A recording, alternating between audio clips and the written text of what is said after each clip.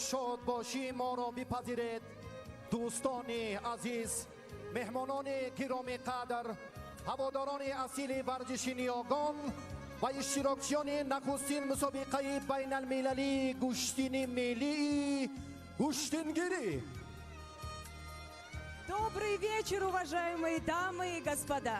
Мы рады приветствовать вас на первом международном турнире по национальной борьбе Гуштингири.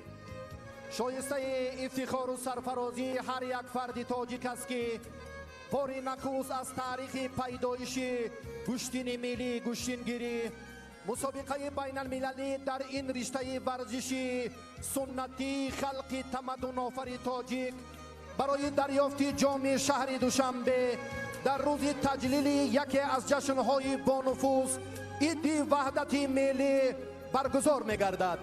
همه شما را با این دو جشن تاریخی و فراموش نشونده ملت سرفراز تاجیک صمیمانه تبریک می‌نماییم. Сегодня знаменательный и важный день в жизни каждого гражданина нашей страны. Сегодня мы празднуем День национального единства. И для нас большая честь, что в этот прекрасный день мы впервые в истории проводим международные соревнования на Кубок Душанбе по национальной борьбе Гуштингири. Мы поздравляем всех вас с этими двумя значимыми и памятными датами для таджикского народа. دوستان عزیز، حالا فرصت استقبال دسته های اشتراک داشته مسابقه بین المللی فرا رسید. بیایید با کمال مهر و صداقت و احترام صمیمی مهمانان عالی قدر تاجیکستان را دعوت نماییم. А теперь настало время поприветствовать наших дорогих гостей и представителей стран-участниц международного турнира.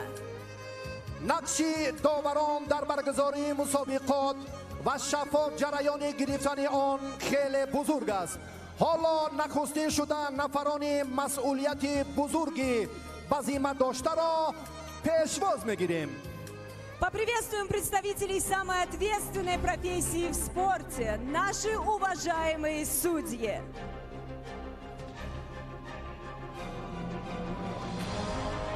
استقبال دسته ها را با صمیمیت و اعتماد خاصه از کشور همجوار ما افغانستان آغاز میکنیم.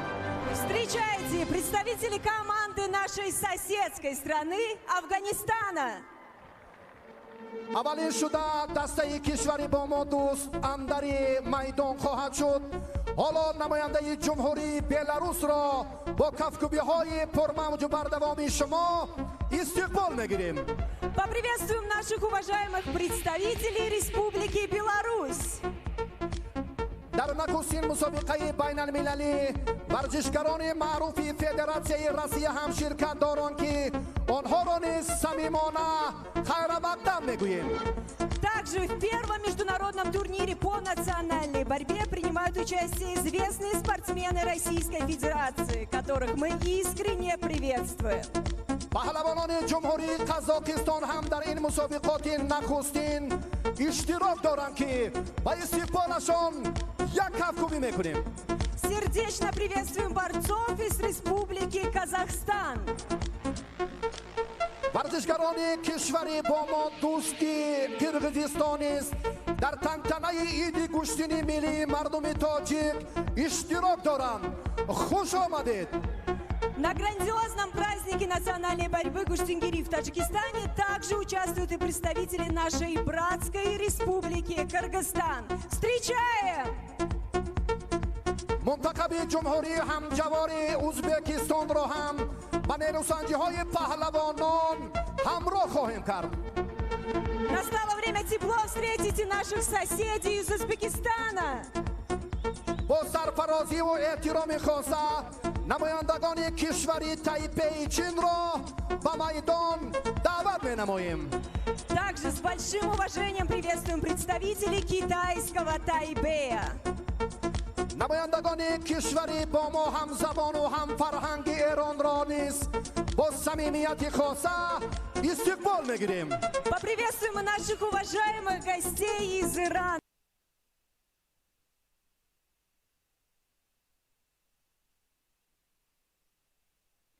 ارمان و تاریخی فرا میرسد. پهلوانان میزبان مسابقات تیم تاجیکستان به میدان تنطنه حقیقی دنیاگان دعوت میگردند. И, наконец, бурными аплодисментами встречаем сборную страны-хозяйки спортсменов Республики Таджикистан.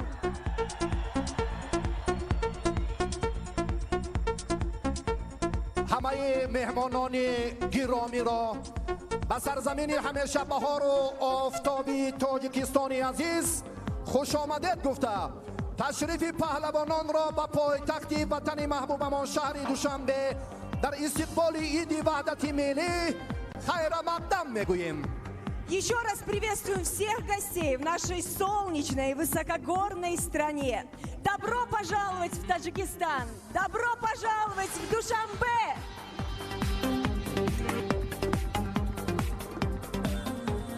حکومت جمهوری تاجیکستان و مقامات اجرایی حاکمیت دولتی شهر دوشنبه برای رشد به میلان ساحه تربیت جسمانی و ورزش اینچنین احیای ورزش‌های سنتی علل خصوص گشتین ملی گشتینگیری کوشش زیاد به خرج دادند که امروز گشتین اجدادی ما در عرصه بین المللی نفوذ و منزلت شایسته پیدا کرد.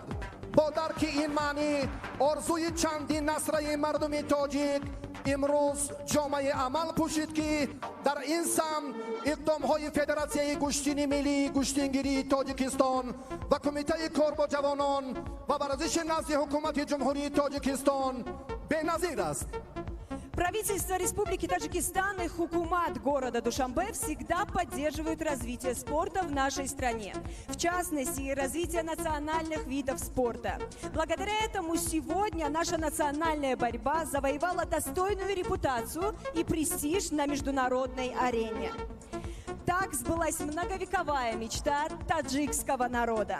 В этом также есть заслуга Федерации по национальной борьбе Гуштингири и Комитета по делам молодежи и спорта Республики Таджикистан. حالا سخن اولین تبریکاتی را به معاون اول رئیس شهر دوشنبه محترم قربانزاده امیرخان فیض‌الله می‌دهیم. Итак, первое слово для поздравления предоставляется первому заместителю мэра города Душанбе Курбонзода Амирхон Файзулло.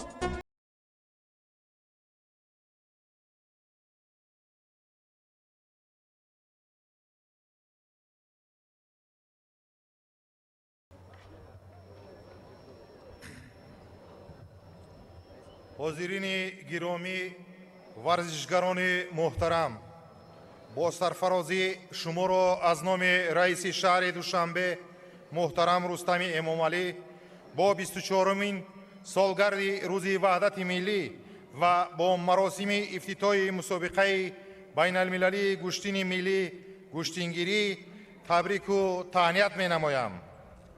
بخصوص مهمانان خارجی کشور را که امروز به شرافت برگزاری مسابقه بین المللی مهمان پایتخت وطن محبوبمان شهر دوشنبه می باشند صمیمانه خیر مقدم نموده برایشان سفری نیک و خاطرمان را تمنا دارم.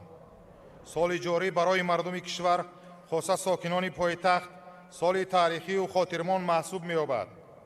ما و شما سعادتمند و سرفرازیم که با همدلی و همبستگی و مهنت و تلاش خسته‌ناپذیر تحت رهبری پیشوای معظم ملت محترم امامعلی رحمان 30مین سالگرد استقلالیت دولتی جمهوری تاجیکستان را سرجمانه استقبال می‌گیریم.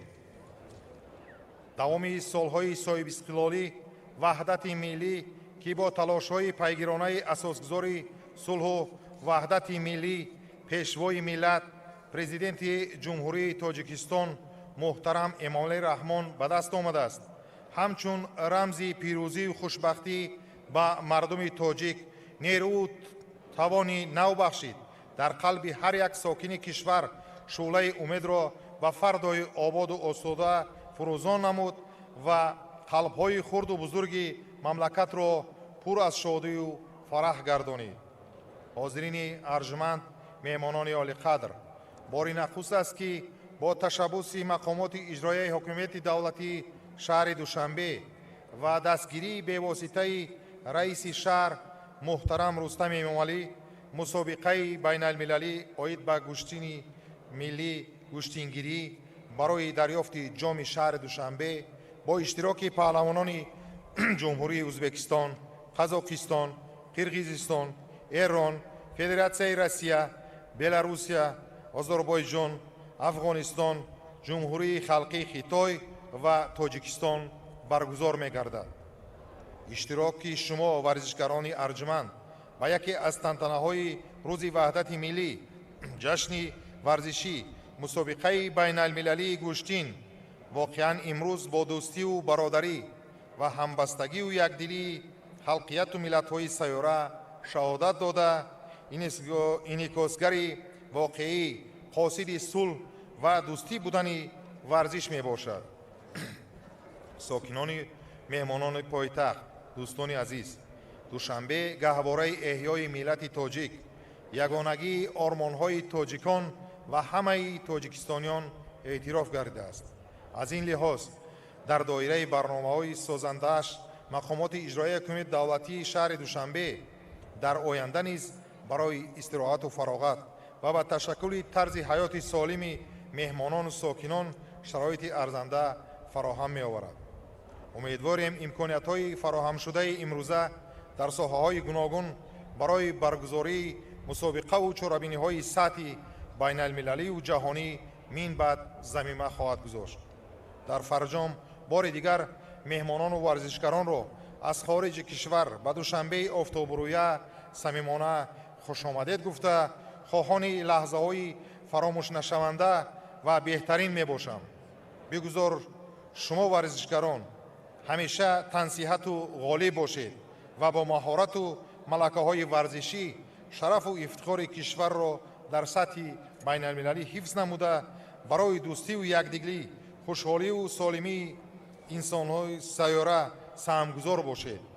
برایتان موفقیت و پیروزی را تمنا دارم. تشکر به دقتتان.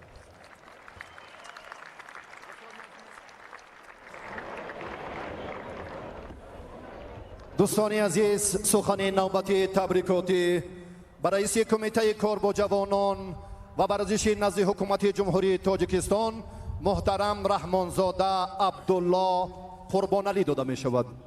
А сейчас слово предоставляется председателю комитета. جام پایتخت به حکم انعنه در آمده ایستاده که ما مسئولین ساحه ورزش را به نهایت خوشنود می نماید. در رابطه با گفته های بالا کمیته کار با جوانان و ورزش نزد حکومت جمهوری تاجیکستان نیست همچون مقامات وکالتدار دولتی از اقدام ورزش عرض سپاس نموده منتداری خاصه خود را به رئیس شهر دوشنبه محترم رستم امامعلی اظهار می دارد. در این حاشیه کمیته کار با جوانان و ورزش نیز به خاطر انکشاف این نمود ملی ورزش از آغاز سال روان جهت در عمل تطبیق نمودن دستور سپارش های پیشوای ورزش دوست ملت محترم امامعلی رحمان و پیروی از رئیس محترم شهر دوشنبه محترم رستم امامعلی میان جوانان و دیگر ساکنان دهه و محله های حدود کشور مسابقه های ورزشی را از روی نمود گوشتین ملی دایر کرده ایستاده است که در نیم ساله اول سال روان شماره عمومی آنها به بیش از 1,500 عدد می رسد. مسابقه امروزه بین المللی گوشتین ملی گوشتینگیری که با تشبث و دستگیری های شهرداری دوشنبه برگزار گردیده ایستاده است فعال نیک بوده. با اشتراک شهروندان کشورهای خارج دایر شدن مسابقه امروزه برای معرفی گوشتین ملی و توسط آن معرفی شایسته ملت در عرصه بین الخلقی سهم بارز خواهد داشت.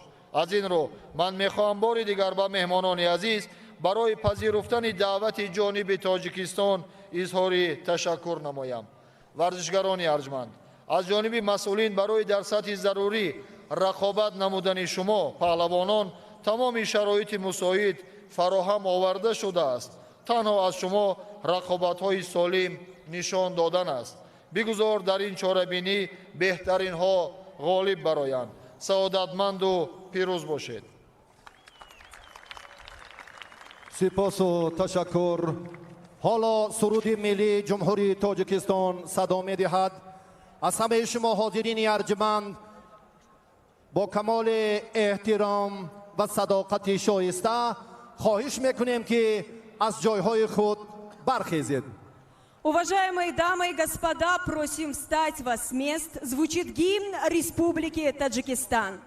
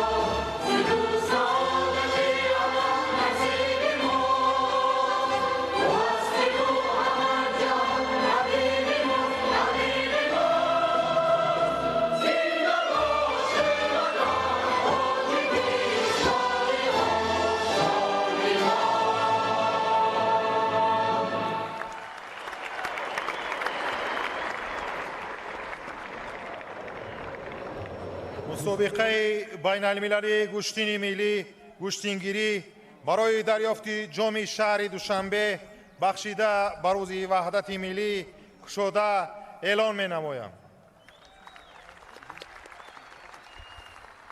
دوستان عزیز، حالا شما را به هیئت داوران مسابقات امروزه آشنا می‌نماییم.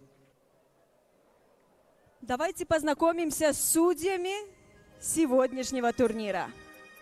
سرداور مسابقات عبدالله سعید خواجایف، Заместитель главы судьи Момов Сарахон.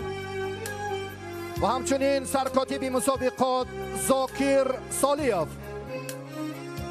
Главный заместитель секретаря Идаров Мубаракшо. همه داوران مسابقات امروز را در جریان سبقت‌های پهلوانان به شما معرفی می‌سازیم. حالا برنامه جالب دیدنی را بعد از چند لحظه منظور شما خواهیم کرد. اکنون با موسیقی جالب و کفکوبی‌های شما مخلصان عزیز هیئت نمایندگان کشورهای اشتراک داشته را به جایهای اولیه خود گسل میکنیم.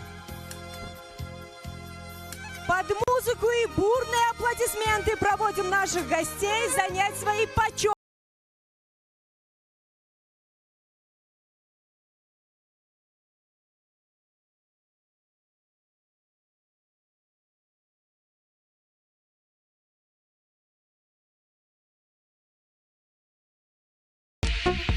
دوستان گرامی، حالا بعد از چند لحظه برای فراغت شما برنامه ایدانه کنسرتی را منظورتان میکنیم و به همه شما بخت و سعادت و تشریفتان برای شرکت در نخستین مسابقات سرفرازی همه ماست. Дорогие друзья и уважаемые гости, сейчас наш праздник украсит специально подготовленная культурно-развлекательная программа.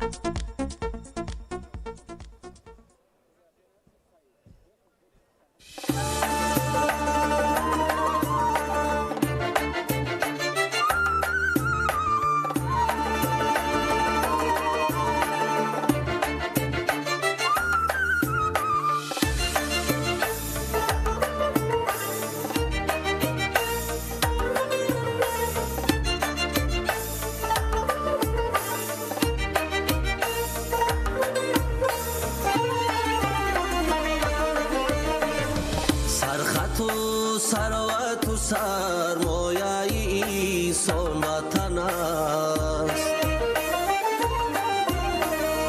در کتاب است که از گوشه ایمان وطن است. سرخط و ثروت و سرمایه اینسان وطن است. در کتاب است که از گوشه ایمان وطن است.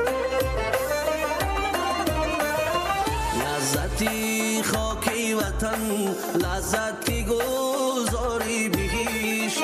لذتی خاکی وطن، لذتی گذاری بهشت. بهتر از تختی زر و گنج سلیمان وطن است.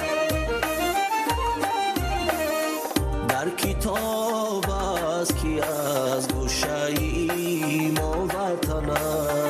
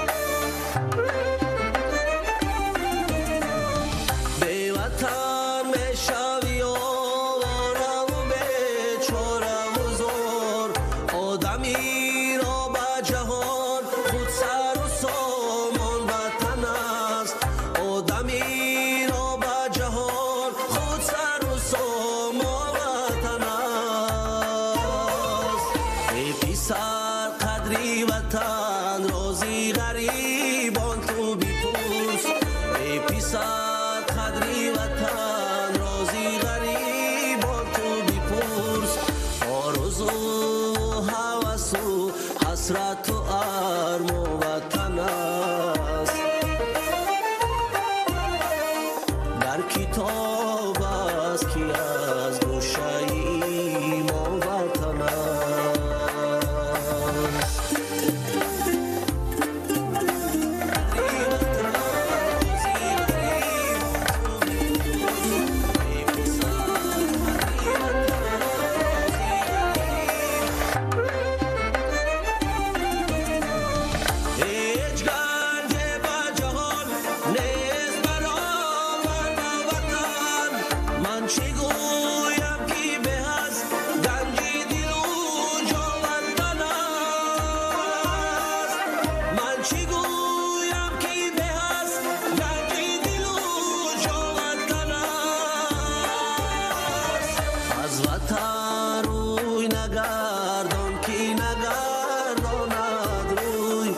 از وطن روی نگردان که نگرداند روی. در خیابان بودان یا کی بیابان وطن است. در کتاب است که از گوشه ایمان وطن است. در کتاب است که از گوشه ایمان وطن است. در کتاب است که ایمان وطن است.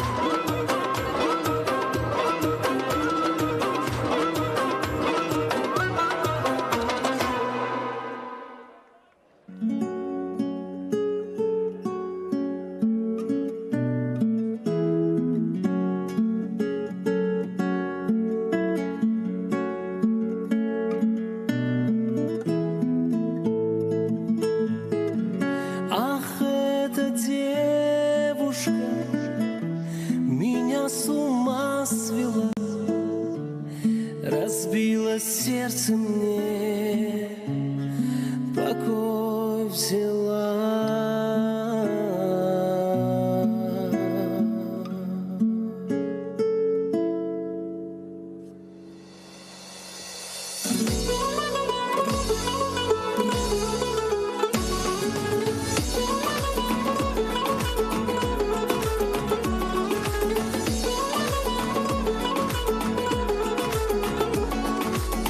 Я встретил девушку, полумесяцем бровь, на щечке родинка и в глазах любовь. Ах, эта девушка меня с ума свела, разбила сердце мне, покой взяла.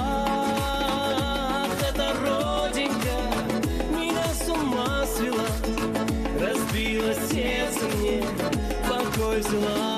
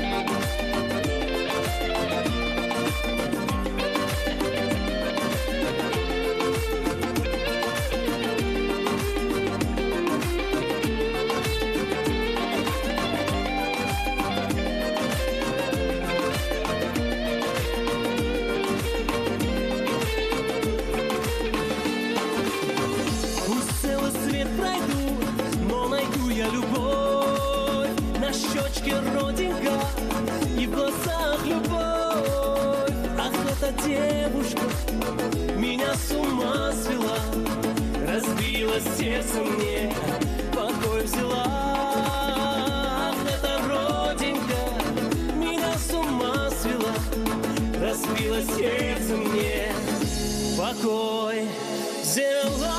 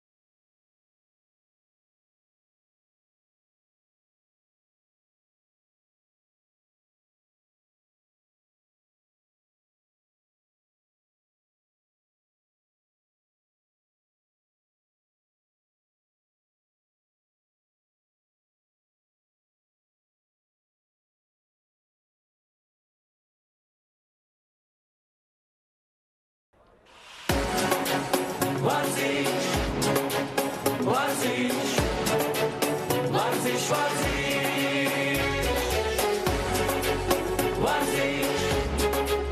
ورزش ورزش ورزش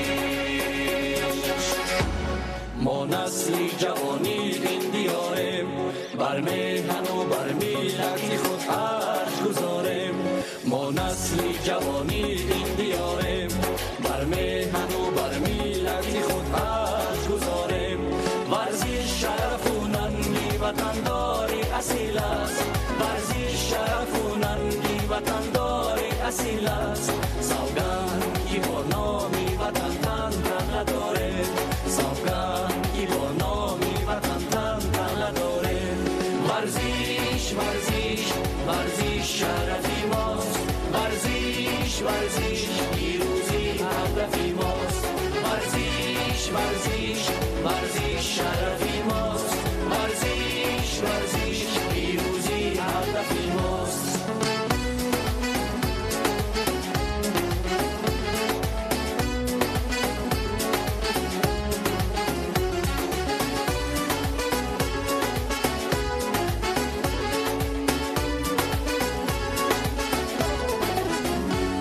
هر مژده‌ای اقبال شرف بر وطنی ماست خرسند زی غالیبی با انجمنی ماست خوشبخت از آنیم با هر گوشه دنیا با نام و پرافشان شود این پرچم زیبا خوشبخت از آنیم با هر گوشه دنیا با نام و پرافشان شود این پرچم زیبا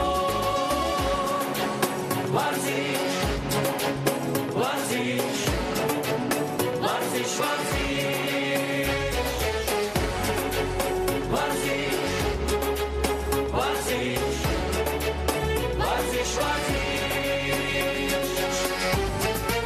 ورزش ورزش ورزش شرفی ماست ورزش ورزش پیروزی هدفی ماست ورزش ورزش ورزش شرفی ماست ورزش ورزش پیروزی هدفی ماست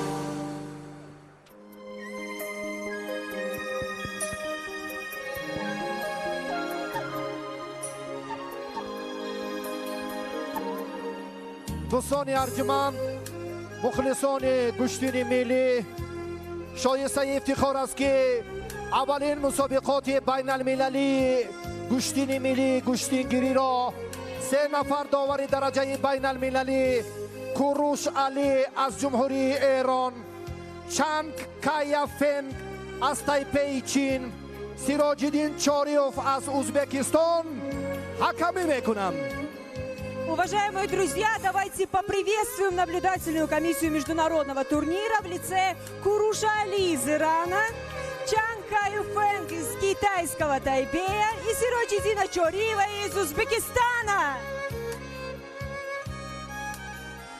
و دوستان عزیز فرصتی در انتظار ما و شما هم فرا میرسد.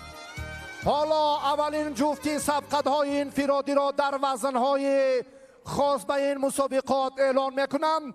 به شما استراحتی با فراغت و پهلوانان نامی و شهرتیاری کشورهای شرکت داشته در این مسابقات بخت و سعادت و برار تمنا داریم. Уважаемые дамы и господа, развлекательная часть нашего мероприятия подошла к концу. Через несколько минут начнутся долгожданные международные соревнования по национальной борьбе гуштингири на Кубок Душанбе в честь Дня национального единства. Мы желаем сил и удачи всем спортсменам.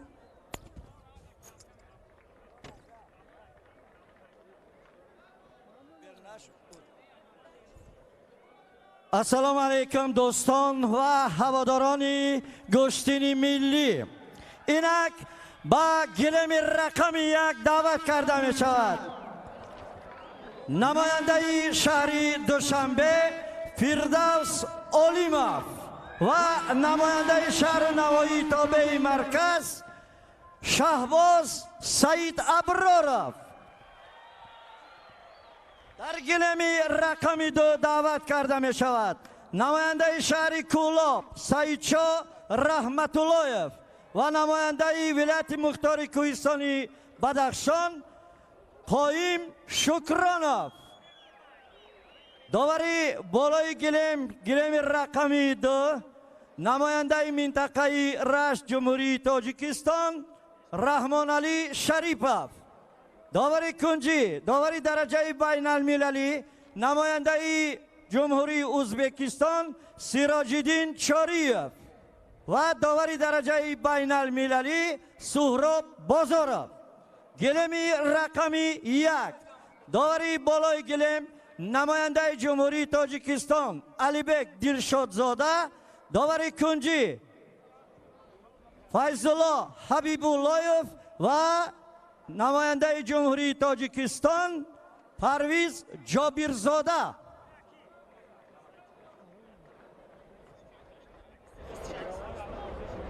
در گلیم رقمی 1 با یک تکی سفید نماینده شهر دوشنبه فردوس اولیمov. با یک تکی سبز نماینده شهر نوایی تابعی مرکز شهباز سیدابرارov.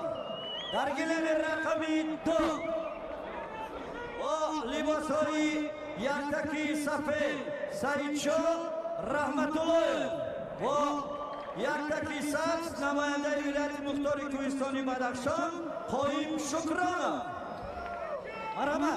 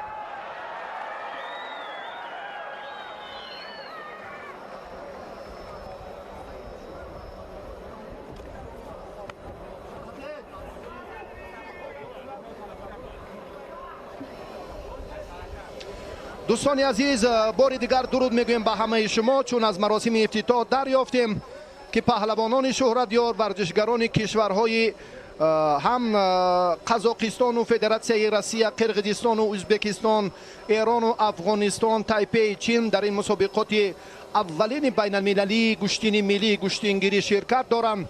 و رقابت اول را اینجا هم طوری که میبینیم ورزشگران وزنشان تا 75 کیلو آغاز کردند. سعیدشاه رحمت‌الله با همراهی قایم شکرانov حالا در میدان نیروسنجی دارند و قایم شکرانov یک حرکت اندک خوب رو هم اینجا شروع کرد اما با موفقانه نبود. این ورزشگر ناحیه درواز از ولایت مختار کوهستانی بدخشان است، ورزشگری کلابشهر از ناحیه واسه سعیدشاه رحمت‌الله که خلعت سفید دارد. یک حرکت اندک بهتری خود رو هم میخواهد اینجا به مانند همون تنتنه های گوشین امسال نشان دهد. 3 جایزه عالی را این ورزشگری ناحیه واسه شاه جایزه، مکافات ارزنده، افت های سبکروی، تمغه های خارجی را به دست آورد. آگاهی به پهلوان ولایت مختار کوهستانی بدخشان داده شد. رحمان علی شریفov از ناحیه رشت داور درجه جمهوریوی الان در گلیم اول حکمی دارد و شایسته افتخار هم هست که براستی امروز ما این ورزشی انعنه نیوگان رو هم باز بین المللی کردیم و این هم قدم های نخستین و هم استوار در معرفی گوشتین ملی گوشتینگیری در عرصه جهانی به حساب می رود.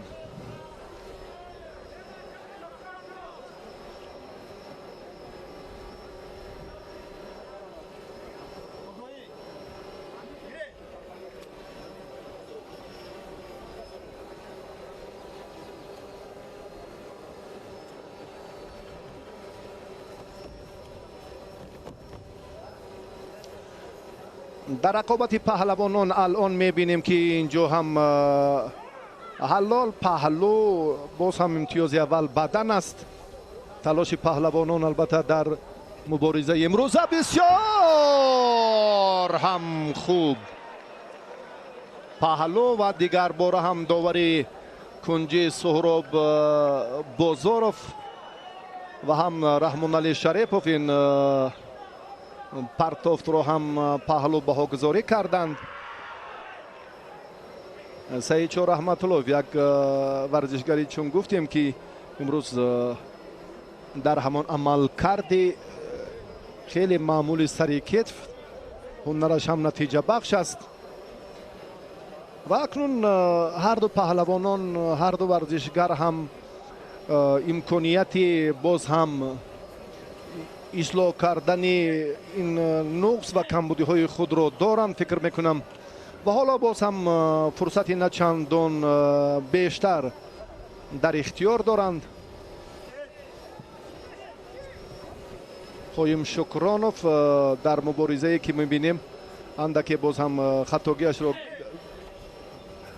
اصلاح کرده توانست و اکنون باز دیگر باره رفتی مبارزه رو هم نه بعد از امر داور بود. فکر میکنم که داور اینجا بله این رو هم به این نوبت نمیگیرد. براسی بسیار شنوا بود اینجا که استید امر داور بود و در این لحظه باز هم رقابت پهلوانان البته از مرکز میدان جریان میگیرد.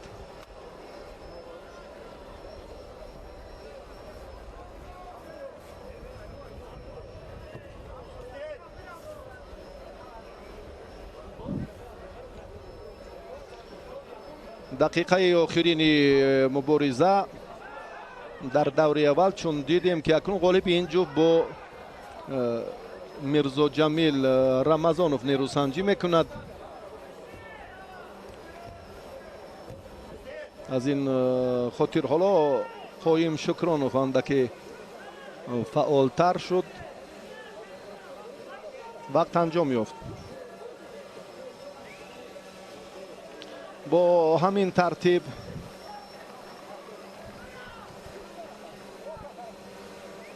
در جریان سبقت مبارزه که ما مشاهده کردیم اینجا هم سعید چو رحمت اللهیف به کامیابی نائل گردید.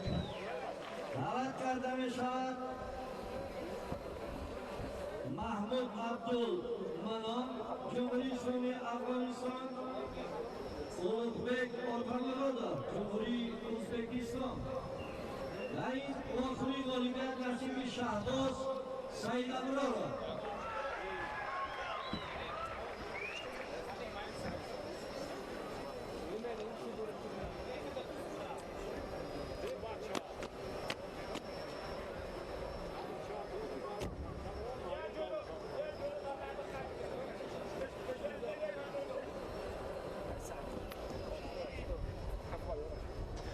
اکنون وزن تا 75 کیلو باز نمایندگان دیگر کشورها هم به میدان میبرایند.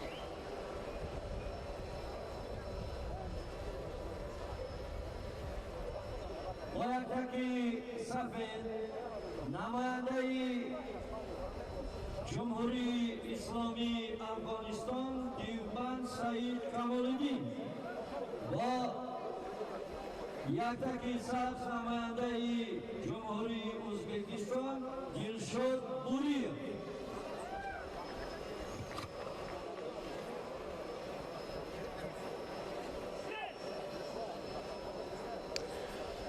باز هم از روی آن نظامنامه آیین‌نامه‌ای که می‌بینیم باز هم رقابت پهلوانان از کشورهایی که شرکت دارند اینجا به طور سیستمی دوری صورت می‌گیرد و باز هم محمود عبدالمنان از افغانستان است. این پهلوان ازبکستانی خلعت سبز دارد و این ورزشگر جمهوری اسلامی افغانستان محمود عبدالمنان است و سفید نماینده جمهوری اسلامی افغانستان محمود عبدالمنان و اولوغبек отамуродов. اولوغبек отамуродов از جمهوری ازبکستان این ورزشگری که خلعت سبز دارد و رقابت پهلوانان در دور اول شروع می‌گردد. در وزن تا 75 کیلو این ورزشگران نیروسنجی را چون گفتیم که از نمایندگان کشورهای خارج به طور سیستمی دوری رقابت‌هایشان صورت می‌گیرد.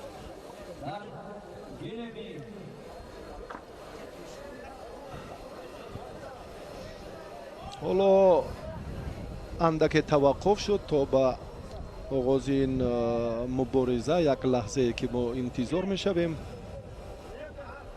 و بررسی مسابقه جام شهر دوشنبه اولین بار از جانب مقامات اجرایی حاکمیت دولتی شهر دوشنبه، فدراسیون گوشتین ملی گوشتینگیری، کمیته کار با جوانان و ورزش نزد حکومت جمهوری تاجیکستان دایر گشته ایستاده است. با نفوذ بین المللی گرفتن این مسابقات و این نوع ورزش نیاگان ما البته ما را بار دیگر شاد می سازد و امیدواریم که این هم گنج و نعمت‌های بی‌نظیر صاحب استقلالی وطن ماست که الکی باری اول در تاریخ موجودیت گوشتین ملی گوشتینگیری مسابقه بین المللی در این رشته ورزش نیاگان ما دایر کرده می شود.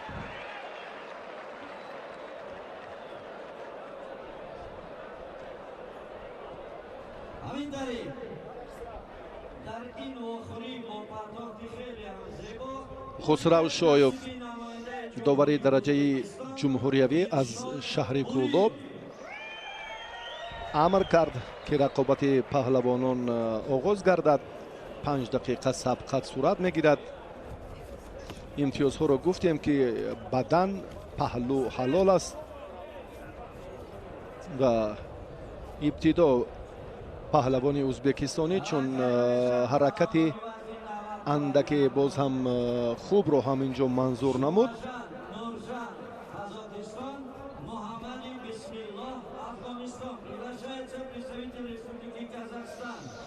محمود برای اصول سر کتف رجوع میکند اما نتوانست.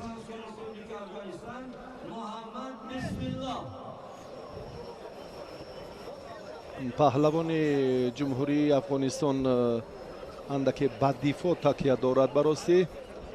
اکنون در ازبکستان چون گوشتین کورش که واقعا هم نزدیکی و خیلی شباهت به گوشتین ملی گوشتینگیری دارد. پهلوانان کشور ازبکستان البته این جریان لحظه ها رو یعنی با آسانی از بر کردن، یعنی از بند و اسلوب های گوشتین ملی گوشتینگیری زود برخوردار شدند و پهلوان افغانستانی آگاهی گرفت. براستی بسیار شایسته افتخار است که امروز وقتی که آگاهی میگیرد اما رسم و آیین و عنعنه‌های اجدادی ما هم کمال صداقت پهلوانی اینجا تجسم می‌یابد و علاوه خصوص باز هم در رفتی مبارزه می‌بینیم که آنها هم دست پیش بر میکنند، تعظیم می‌آورند و قبول دارند اشتباه و خطاگی‌های صادر کرده خود را. این خوب است. اکنون آیسته آیسته این نفوذ بین المللی گیرد، کشورهای دیگر هم ما را اعتراف کنند. واقعا هم شایسته ترین صحیفه ورزشی تاجیکستان در زمان صاحب استقلالی به حساب می رود. یک حرکت خوب بدن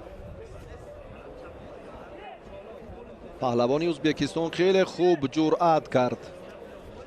حرکتش هم براستی خیلی نزدیکی به همون امتیاز دومی کشتین ملی ما پهلو هم داشت، اما یک گردش، یک دیفو، یک حرکتی عکسی عملی رقیب رو هم پهلوانی افغانستانی براستی خوب استفاده کرد. خوب از این حالت رها یافت.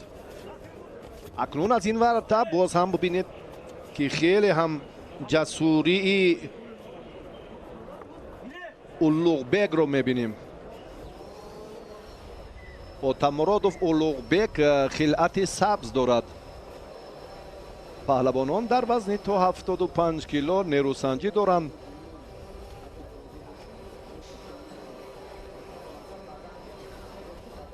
حالا هم رفتی سبقت ببینید که اونقدر پرشده تیز و تند جریان نمیگیرد.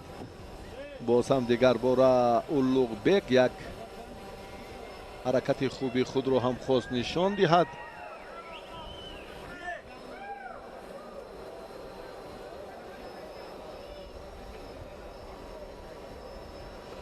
نمایندگان کشورهای ازبکستان، قرقیزستان، قزاقستان، فدراسیون روسیه، ایران و افغانستان و تایپی چین باز هم حرکت اولوغبک رو میبینیم و نمایندگان این کشورهای شرکت داشته البته به طور سیستمی دوری رقابت ها رو دایر میکنند و بعدا غالبان به مرحله دوم چون راه میابند با پهلوانان میزبان اندر میدان میشوند.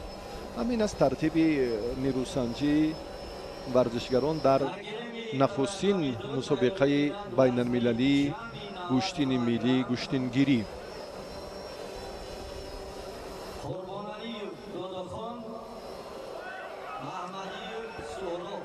اندکی با رفتی سبقت باید مسئولیت رو چون احساس کردنشان مهم است، چون که الکی دقیقه 4 هم به انجام میرسد. حرکت اولوغبک و یک بدن دارد نماینده ازبکستان، این هم برای موفقیتش کافی است.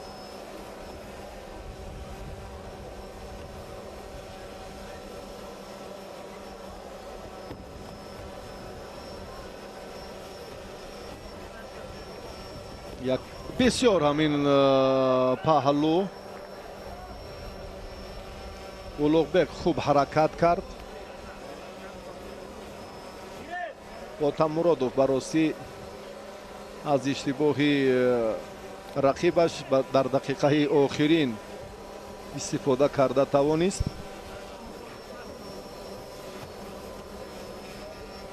آزادتر گوشین میگیرد اوتابکوف اولوغبک میداند که در کدام حالت چی کار را سامان دهد. این مراتبه که خیلی هم خوب انجام یافت و اوتابک در دقیقه آخرین حتی 13 ثانیه پیش از سبقت خاتمه رقابت دست بالا شد. نماینده جمهوری ازبکستان اولوغبک اوتامورودوف اوتابکوف معرفی شد. اوتامورودوف و اولوغبک براستی خیلی خوب هنرش اوج تازه گرفت و رقابتش هم خیلی خوب بود، مخصوصا در دقیقه آخرین همین مبارزه اولینش. در گرمی رقم 2 دعوت کرده می شود داداخان قربانعلیев از شهرنوایی توبه‌ای مرکز و سهراب محمدیев از منطقه رشت.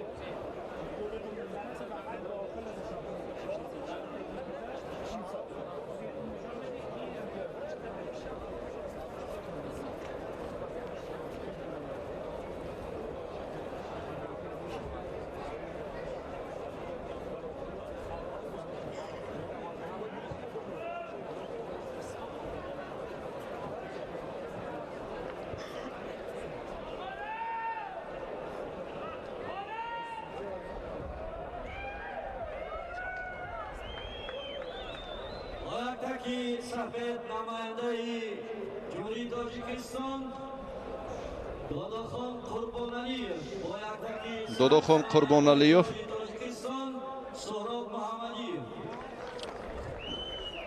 قربانعلیев داداخان با خلعت سفید است و سهراب محمدیев با خلعت سبز. در گرم رقمی دو ببیند پهلوانی وزن 75 کیلوگرم محسودی احمدزاد شهر دوشنبه اسحاقزاده حسین ولایت ختلان از دست اسحاقزاده حسین از دسته فدراسیای ملی کشتیگیری مملکت محسودی احمدزاد اسحاقزاده حسین در گرم رقم دو وزن 75 کیلوگرم آماده باشد. ابتدا پهلوانان جمهوری تاجیکستان در وزن جمع 90 کیلو با هم میدانداری میکنند و مجیدوف خورشید در دور اول آزاد است و غالب همین جفت را انتظار می شود. داداخان قربانعلیев این از شهر ترسونزاده است و سهراب محمدیев از رشت.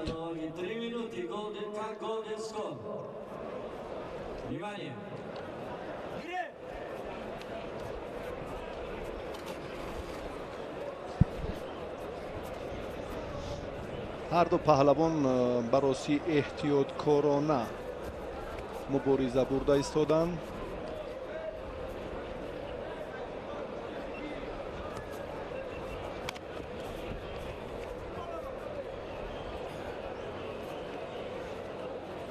داداخان از حساب قوه خیلی زیادش از تجربهش فکر میکنم نسبت به پهلوانی خیلی هم خوب پهلو بدن حرکتی اول اینجا هم مد نظر بود. داداخان خوب حریف رو پیدا کرد، امتیازی بدن به دست آورد.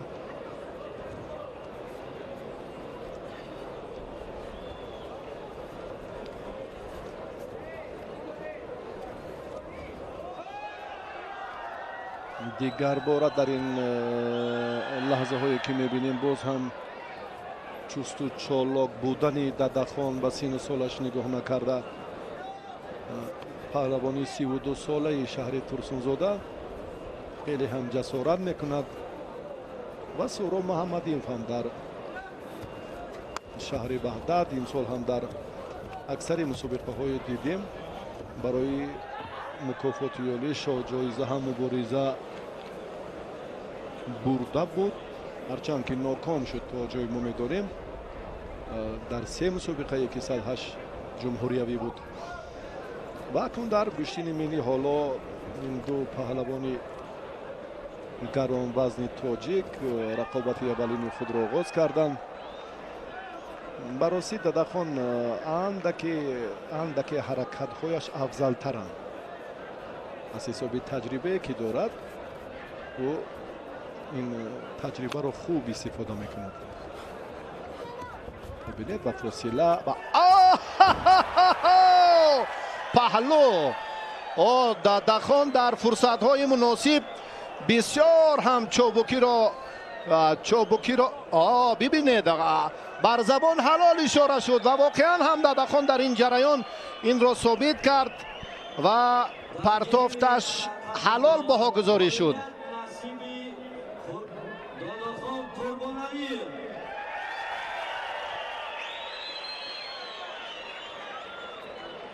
در این دیدار داداخان پهلوان شهر ترسونزاده غلبه به دست آورد و به مرحله دوم برآمد. این اولین امتیازی داداخان بود.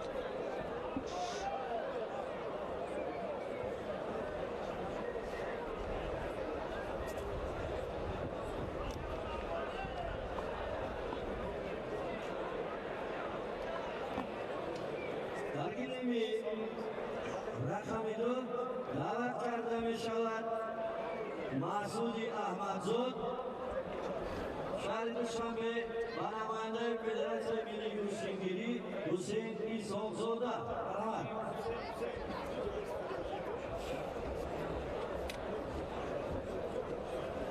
ببینید علم خسرو فرهاد رحمت الله بیگ. علم خسرو فرهاد رحمت الله بیگ ببینید. مرحمت. باید سفید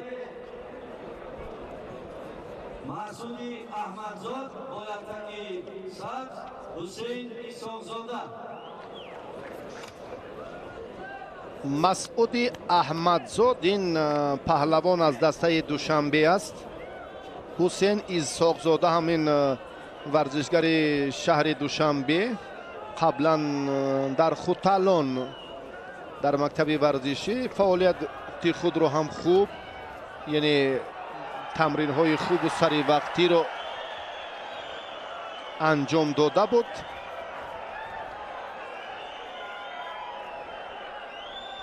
مسعودی احمدزاد برای پهلوانی اونقدر شهرت دیار نیست، اما بسیار استعداد خوب دارد.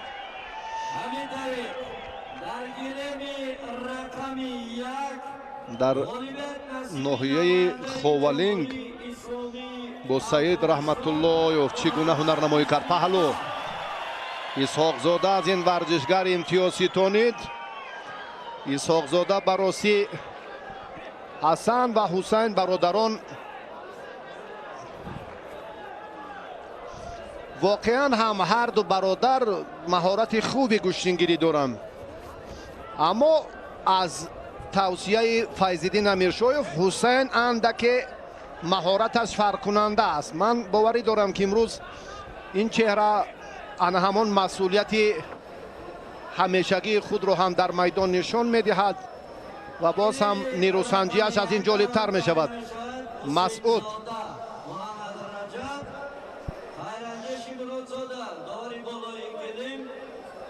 آگاهی به حسین اسحاقزاده داده شد. حسین یک حرکت دیگر رو اینجا میتواند خوب انجام دهد، اما باز هم در ردیف مبارزه‌اش این مراتبه نتوانست. به حلوک بیرونه بیشتر رجوع دارد. پهلوان خیلتی سبز جاشته اکنون فعالتر است.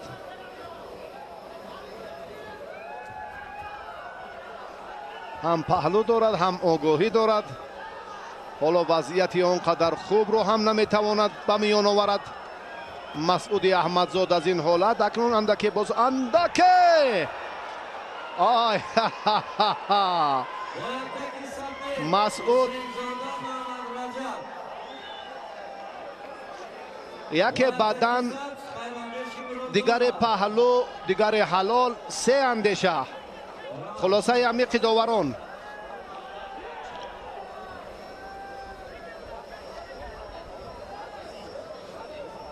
یک لحظه توجه میکنیم به این حالتی به عمل آمده. یک بار دیگر به همین لحظه توجه میکنیم که چگونه حرکت انجام شد. ورزشگری که خواست حرکت انجام دهد براسی زیر چنگال حسین ماند و مسعودی احمدزاد و در مبارزه پهلوانان لکن افضلی هم در همجوم و هم در آن فرصت های دفاع حسین پیشرفت‌تر است. از کارگردان خواهش میکنم همین لحظه رو یک بار دیگر منظوری ما کنم. ببینید توجه میکنیم که مسعود خواست که خود حرکت انجام دهد و دیگر بار بیاد یک بار دیگر توجه میکنیم به همین حالت. با تخت پوش رفتید و در حقیقت همین حالت بسیار هم برای حسین فرصت مناسب بود و زود حریف را فشار داد زیر چنگال رقیب درماند و همینطور مسعودی احمدزاد از این دیدار نتیجه بهتر را به دست نآورد و ناکام شد. اسحاقزاده حسین به مرحله دوم سبقت‌ها راه خود را هموار نمود.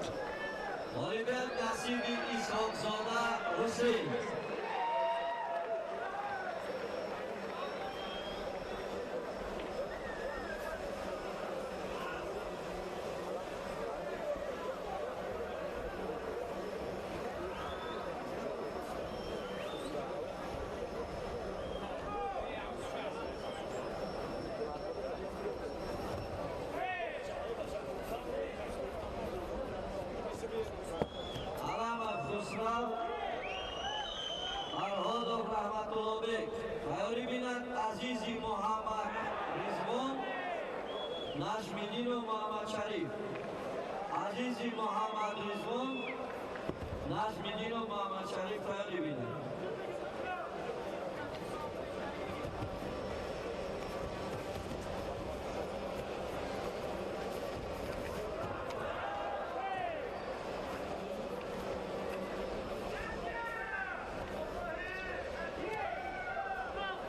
فرهاد رحمت الله بیکوف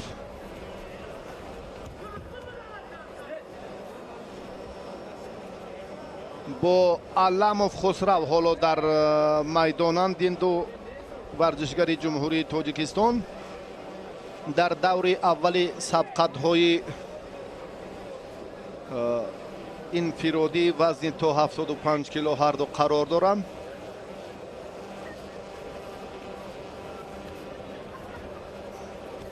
هر دو بررسی پهلوانی ارزنده‌اند، سزاوارند. خسرو علامov رجوع میکند برای مبارزه پیوستش.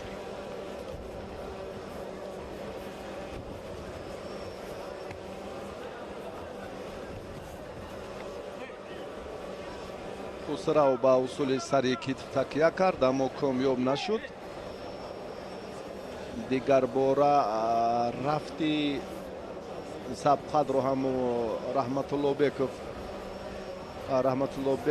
فرهادov تحت نظارت میگیرد. فرهاد در باشگاه وستن مشق ورزی میکند.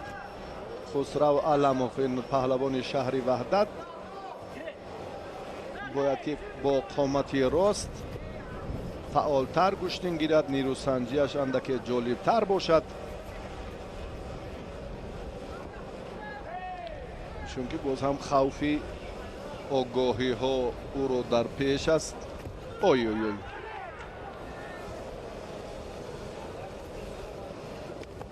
علامov با اصول سری کتف اعتبار داد، موفق نشد.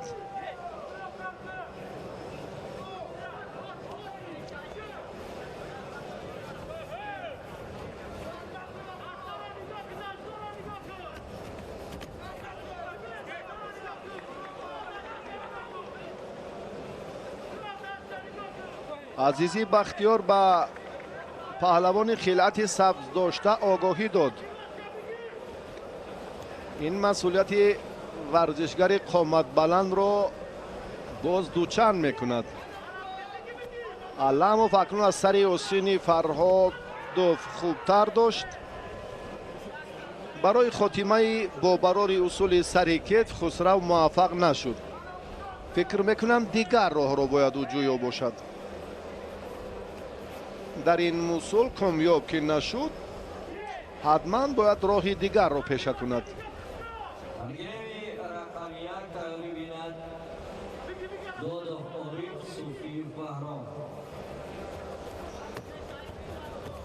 امروز ما بهترین چهره ها را البته خواهیم دید.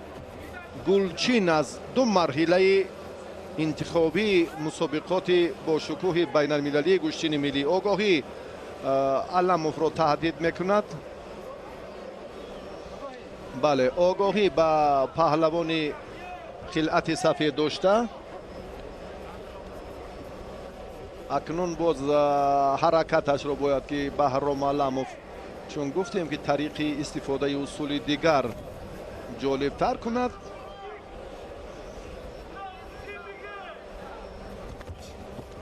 هر دو آگاهی دارند. آی بدن فرهادov رحمت الله بیک در نهایت امتیاز اول را صاحب شده توانست.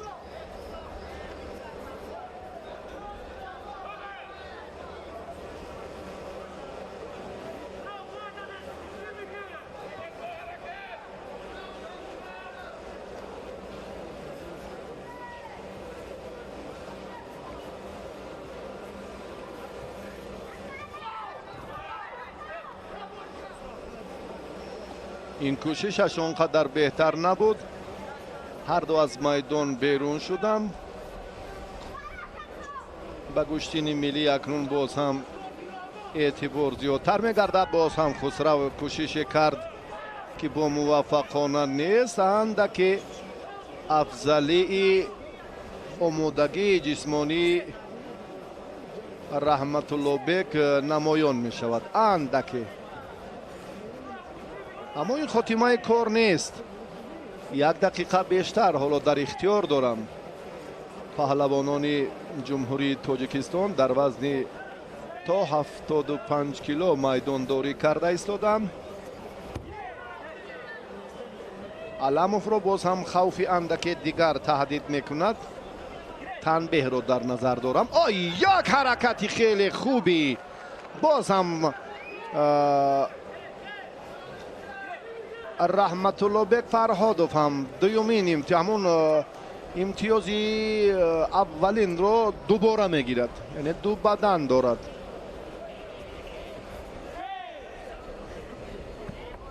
хусрав аламов кораш андаке мушкилтар шуд барои бартараф шудани ин камбудӣ ба даври баъди роҳ ёфтани хусрав аламов ӯро инҷо акнун дар ин вақти хеле кам имтиёзи паҳлӯ интизор аст. паҳлӯ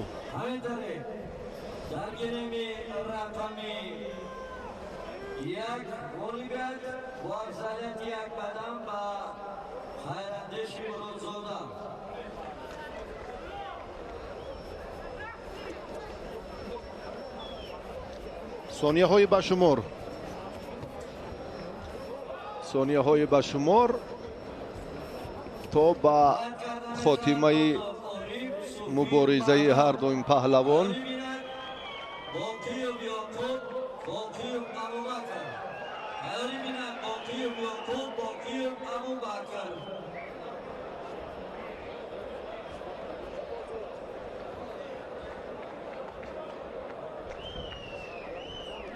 бо ҳамин тартиб дар сабқати аввалинаш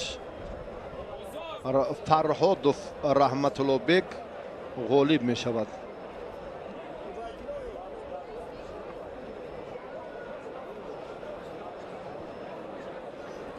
бояктаки сафед намояндаи шаҳри душанбе ориф дода, бояктаки сабз намояндаи шаҳри кӯло баҳром суфиев.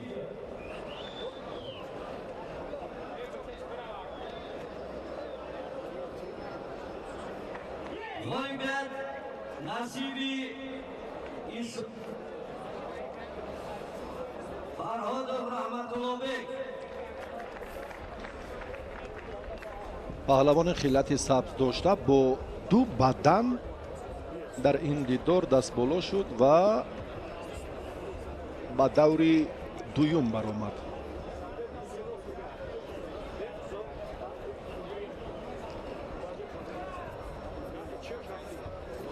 азизи муҳаммад ризвон, наҷмиддину муҳаммадшариф даъват карда мешавад.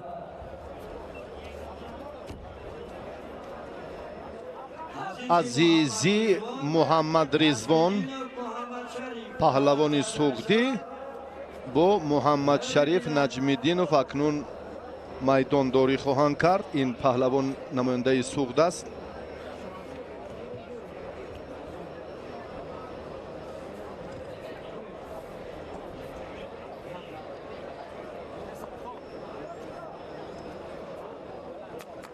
бояктаки сафед азизи муҳаммад ризвон, бояктаки сабз наҷмиддину муҳаммадшариф. дар гиреми рақами ду тайёрӣ бинад рамазонов мирзо ҷамил, дастаи хатлон раҳматуллоев саидчон, дастаи шаҳри кӯло. муҳаммадшариф наҷмиддинов варзишгари хилати сабз дошта. як ҳаракати боз ҳам намояндаи вилояти суғд хеле беҳтар буд. азизӣ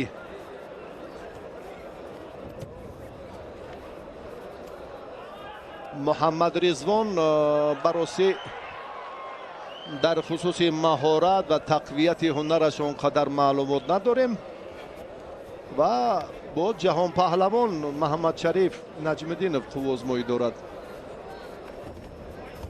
варзишгари سابق ناحیه فیض‌آباد در مسابقات قهرمانی جهان 2 سال قبل زمان نورسیش اگر اشتباه نکنم بله با عنوان شایسته چمپیون جهان در جمهوری ازبکستان شرفیاب شد.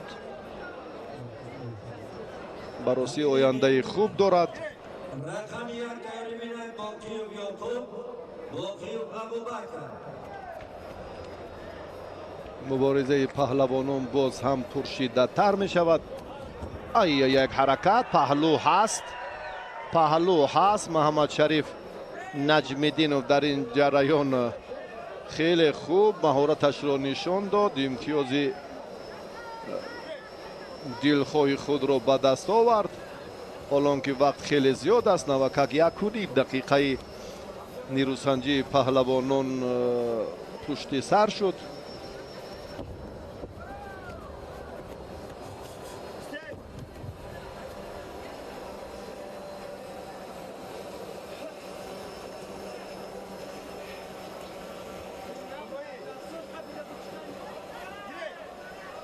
با محمد شریف آگاهی داده شد.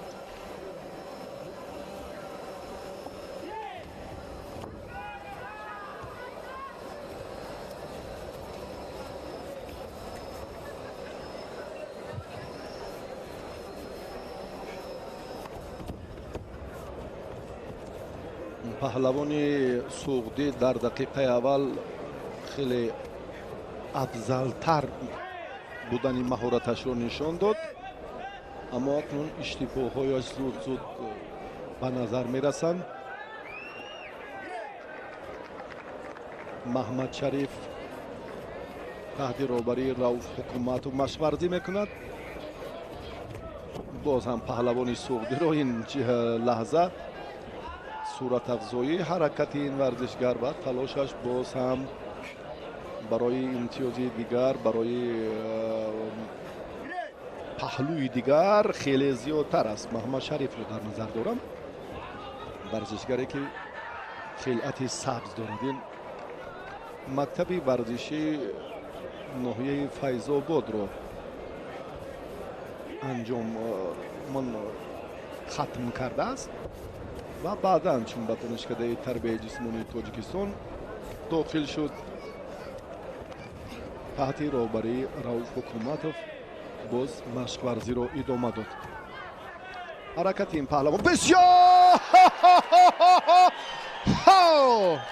بسیار هم جالبه.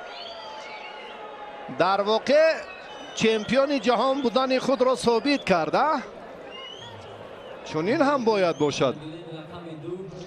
بسیار پرتافت جالب بود، برای هیجان زیاد ما را هم فراگیر بود.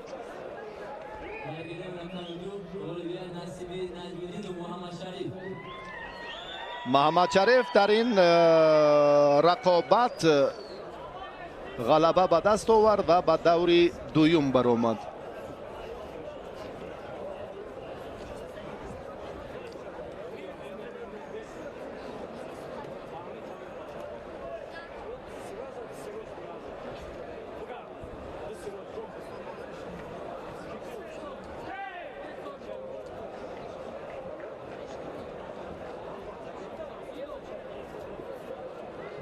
همینطوری درگیری رقم 1 هالیدر نصیبی اوریف دودو.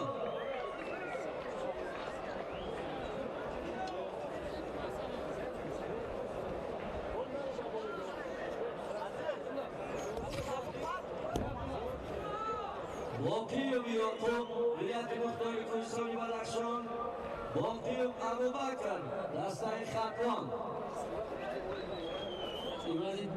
داوری مولوی دلیم دیلشاد زاده فردیبک، داوری کنجی حلیمه.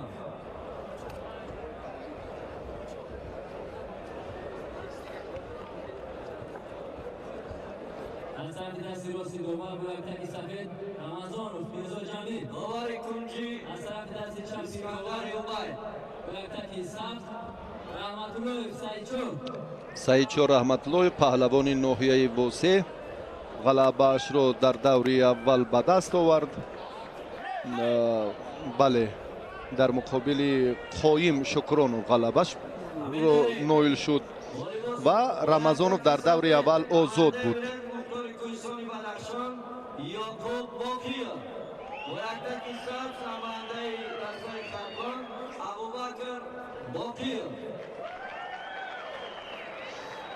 муборизаи паҳлавонон акнун инҷо шурӯъ мешавад ба даври баъдӣ. талоше ки мебинем боз ҳам ғолиби ин ҷуфт бо исҳоқзода нерӯ месанҷад. акнун исҳоқзода албатта боз ӯ ҳам ба даври навбатӣ қаблан дидем ки масуди аҳмадзодро чӣ гуна шикаст дод ва ба даври дуюм баромад. ҳарду варзишгар бисёр ҳам эҳтиёткорона қувва месанҷанд. қомати Саидчо андаке пасттар аст ва Мирзоҷамил Рамазонов таҷрибаи хуб аз ҳисоби ширкаташ дар мусобиқаҳои байналмилалӣ дорад ва Саидчо бошад дар майдонҳои зиёди гӯштини миллии гӯштингирӣ талош кардааст ва комёб ҳам шудааст.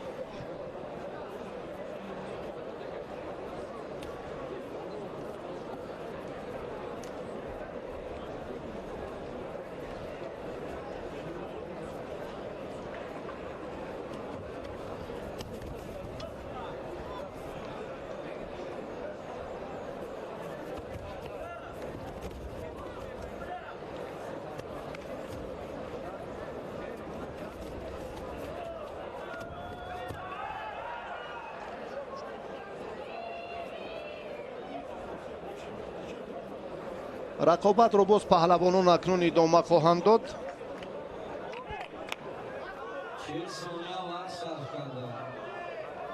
ҳоло дар муборизаи ҳарду паҳлавон ягон пешравӣ дигаргуниро ҳам намебинем. ҳарчанд ки ҳаракатҳо бештар аст, тарошу муборизаҳо ҳам пай дар пай. ба Саидчо огоҳӣ дода шуд. Мирзоҷамил Рамазонов дар чемпионати Осиёи самбо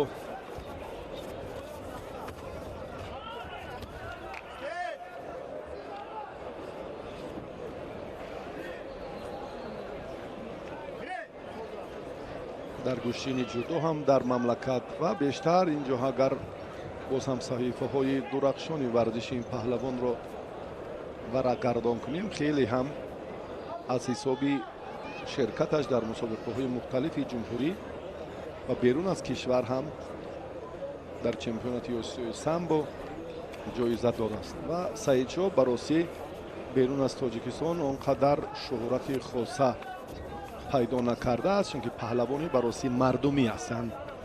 ноҳияи восеъ ва дар майдонҳои гӯштин ин чеҳраро мо имсол дурахши ҳунарашро хеле баръало мушоҳида кардем. танбеҳ ба Саидчо дода шуд. вазъият акнун барои Саидчо мураккабтар шуд ва Мирзоҷамил Рамазонов бошад акнун силсила ҳуҷумҳоро боз ҳам дучанд мекунад. фишор овард, рақибаш иштибоҳ кард. ин ҳам як тактикаи дигар аст, чун ба ин ҳам худ мураббиён таваҷҷӯҳ мекунанд ки дар мавриди зарурӣ чунин лаҳзаҳо бояд ки мавриди амал қарор гиранд. вақте мебинӣ ки ҳариф гӯштӣ намегирад, фишор дучанд кардан лозим ва маҷбур кардан дар кор аст ки ҳариф ба хато гиро диҳад, ақиб нишинӣ кунад, огоҳӣ гирад, баъдан танбеҳ гирад.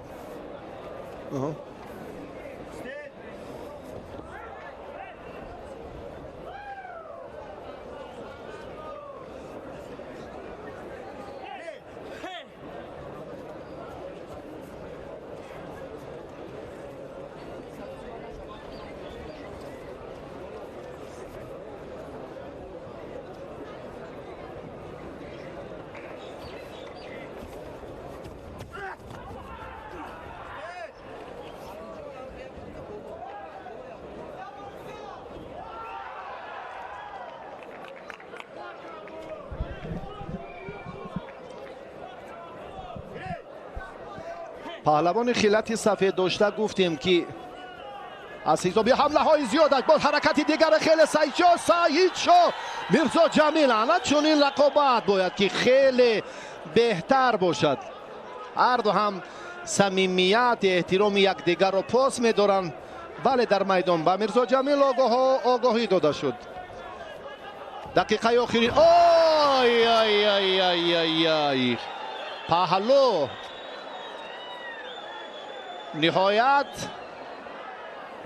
نهایت میرزا جمیل پهلوان خیلی با تجربه که در جریان رقابت خوب هنرنمایی کرد. سعیدشاه دیگر امکان ندارد اما دست رو بسیار حرکت خوب بود برای برابر کردن این نتیجه از جانب سعیدشاه، اما میرزا جمیل این فرصت رو برطرف کرده توانست. پهلوان امید بخش این هم دانشجو است در دانشکده تربیت جسمانی تاجیکستان.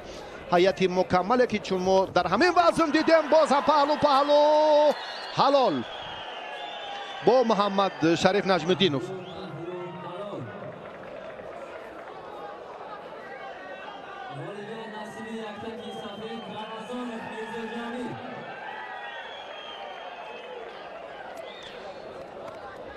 بله حرکت ها هست، تلاش ها هست. بعد آن نفر فرصتی که موفقیت رو اینجا هم ما چون میبینیم از جانب ورزشگر کامیاب، بعدا حالت های تکرار رو ما میتوانیم که دیگر باره اینجا منظور شما کنیم. بیا ببینیم در ردیف مبارزه ها در جریان سبقتی که چگونه میرزا جمیل رمضانوف موفق شده.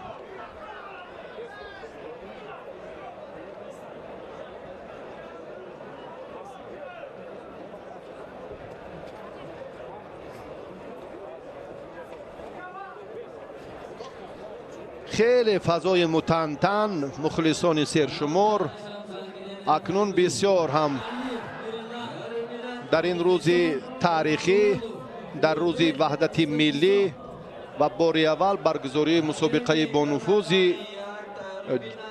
بین المللی برای دریافت جام شهر دوشنبه، این هم صحیفه روشن، این هم پدیده زمان صاحب استقلالی کشور، این هم بوکس کامیابی و یک قدم استواری کشتین ملی ما به عرصه بین المللی می باشد.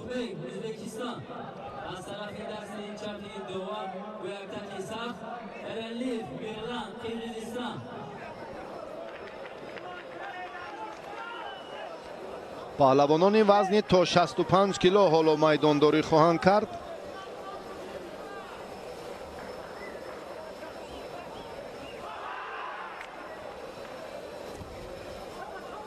اتامرادوف اولوغبک یک غلبه دارد. ایرالیف از قرقیزستان این ورزشگر چون گفتیم که به طور سیستمی دوری سبقت ها صورت میگیرند.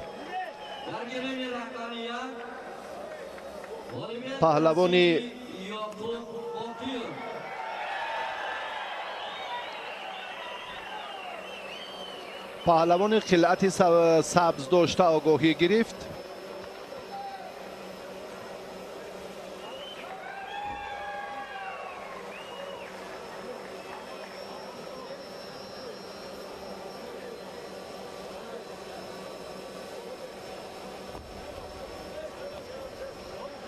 دقیقه اول اینجا هم اکنون به انجام رسید.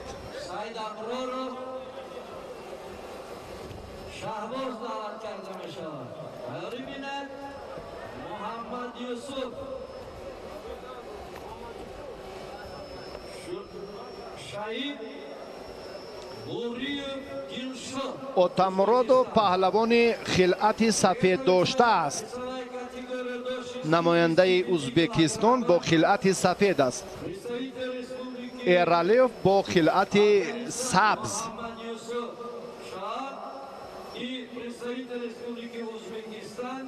بله باید این رو هم اندکی در تابلو اینجا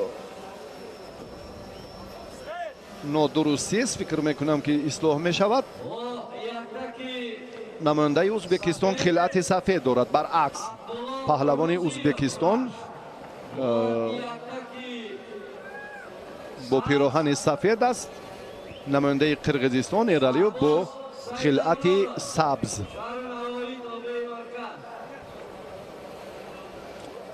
مبارزه پهلوانان در این مسابقات طریق سیستم دوری نه بعدی امری داور بود. اولوغبек باید که البته به قاعده ها رعایت کند.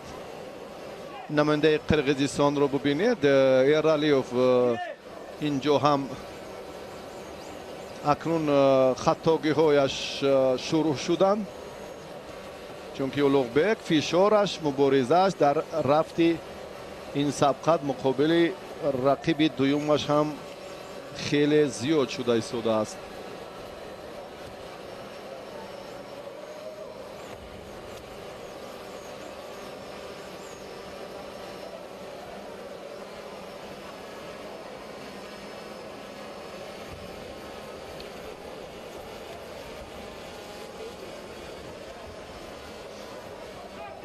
حرکت ها به سمت چپ بسیار هم حلال.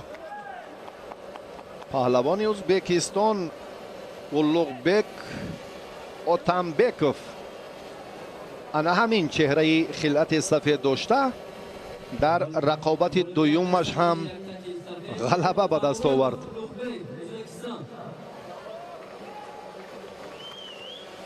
و تمراد و مبارزه دویمش رو هم با موفقانه انجام داد.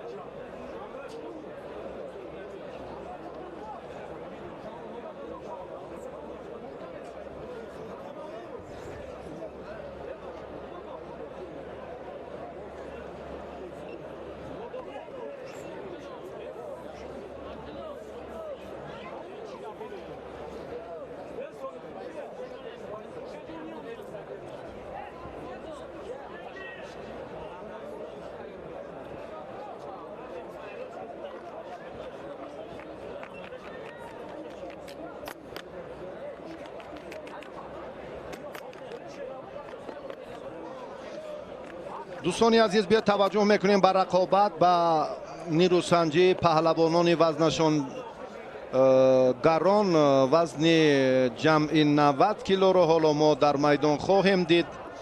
خورشید مجیدوف یک تن چهره سرشناسی گشتین جودو ملی و سمبوی کشور، در مسابقات قهرمانی جهان برنده مدال نقره، در چمپیونات آسیا جایزه های افتخاری، یکی از ورزشگران البته نامور مملکت. این چهره که امیدواریم در آینده هم بعد توقف 2 سالش البته باز هم نتیجه های بهتر را به دست می آورد. و خورشید رقیب اولینش ددخان قربانعلیوف است. این پهلوان خلعت سبز ببر کرده از شهر ترسونزاده می باشد. فکر میکنم سبقت بسیار هم جالب و جاذب صورت میگیرد. از حساب تجربه ددخان و از حساب مسئولیت بهتری ورزشگری جوان شهر دوشنبه خورشید مجیدوف. وقت داوری بر حق است تحت رهبری مربی ورزیده کشور همجوار ما ایران خورشید و جهانگیر مجیدوف مشورزی میکنند. جهانگیر در وزن تا 90 کیلو البته به میدان خواهد آمد، چون میبینین در دوره اول آزاد بود و امروز ما شاهد یک عید متنتن گوشتین ملی خواهیم شد. به هر دو من فکر میکنم اینجا هم داور اکنون به ثانیه سنج خورشید مجیدوف بداهتاً آگاهی میدهد که در این روند خاموشی را رعایت کند.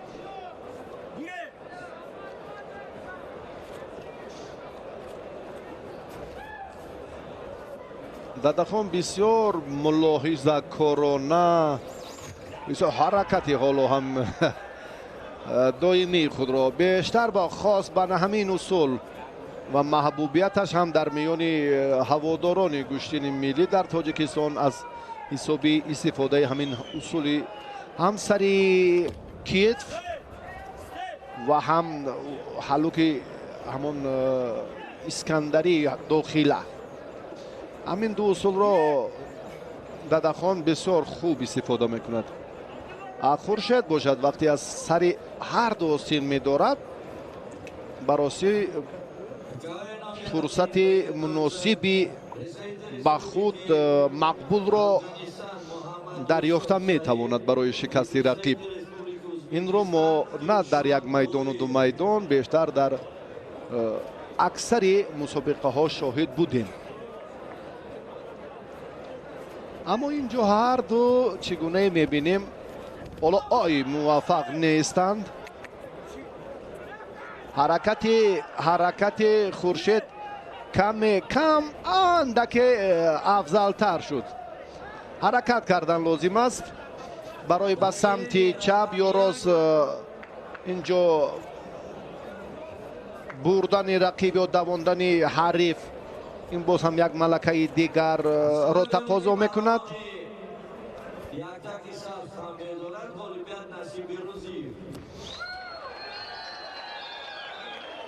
ورزشگران حالا در رفت تلاششان کامیاب هم نشدند.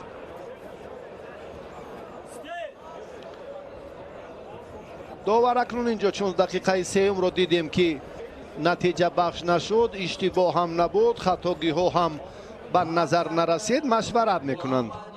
این مربی ایرانی خورشید مجیدوف رو تمرین میدهد. انا همین چهره رو به کارگردان تشکر و بعضی داوران هم فکر میکنم در این جریان خلاصه عمیق خود رو میدهد. خسرو شایف در این لحظه باز هم به مرکز میدان می آید و در خصوص خاتمه دادن وقتی همین سبقت 3 دقیقه که بود، خلاصه داوران به یک تم آگاهی داده شود و خورشید مجیدوف داده شد.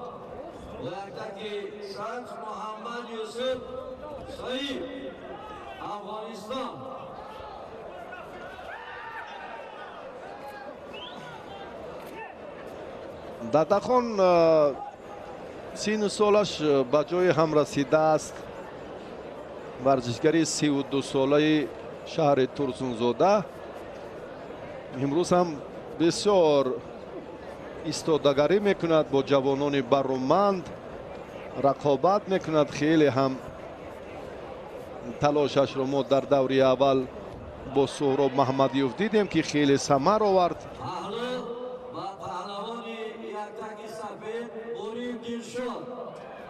خاطررسان میکنیم که دلشاد نوریев چمپیون جهان از نمود کشتی درزی کورش 2 مرتبه برنده مدال طلایی چمپیونات جهان از کشتی کورش میباشد. یک قرصک با افتخارش.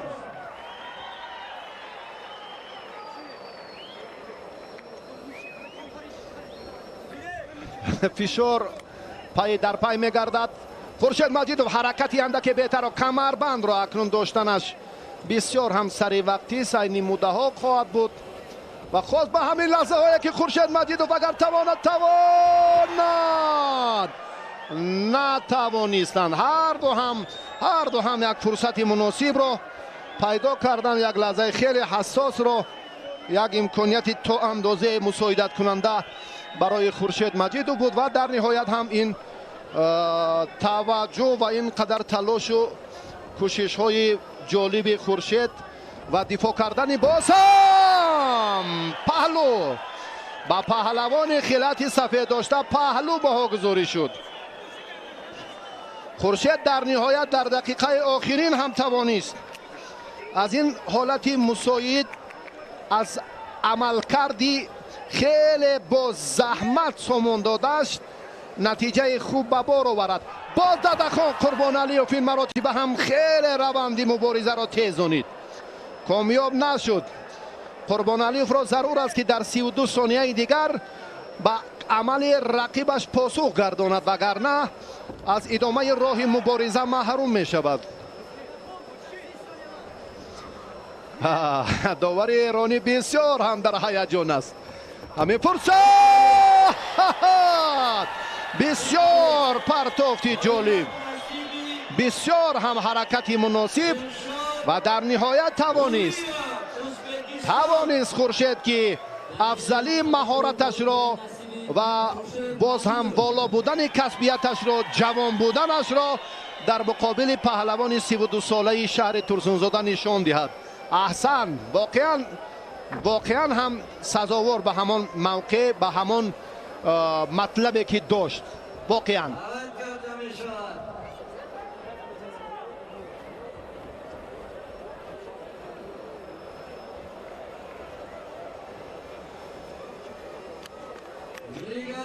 خورشید مجید و حرکتی که میبینیم در ابتدا چگونه بود، بعدا یک کوشش دیگر رو هم دیگر بار منظور کرد و در نهایت هم حرکتی آخرینش ثمره آی آی آی آی آی جالب ترین حرکت، بهترین پرتاب در گران وزن ها. احسن، واقعا هم خورشید ثابت کرد این لحظه که اون میتواند در فرصت مناسب در لحظه حساس و مقصدی و مطلب خود را هم جامعه عمل پوشاند. با ابوبکر اکابر و شریف نظریوف توجه میکنیم.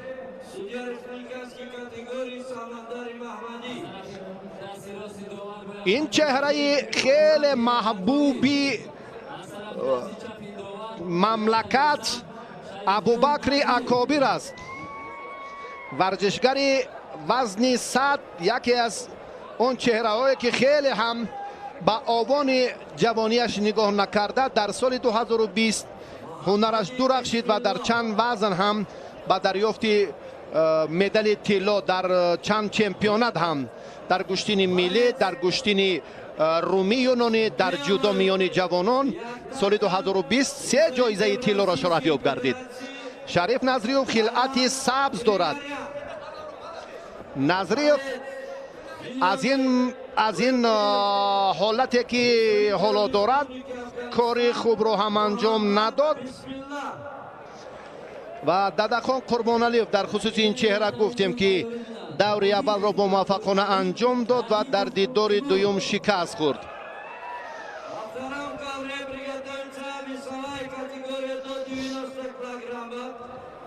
پهلوان بلجوانی با کمربندی سرخ است. ورزشگری که مکتب قوی گشتین بلجوان را با موفقانه انجام داد و بعدا برای ادامه تمرین به دوشنبه شهر آمد، آن زمانی که نورسی را در این ناحیه دوردست پشت سر کرد و تکمیل مهارتش توسط هنر مربی شیرعلی بازاروف تقویت یافت.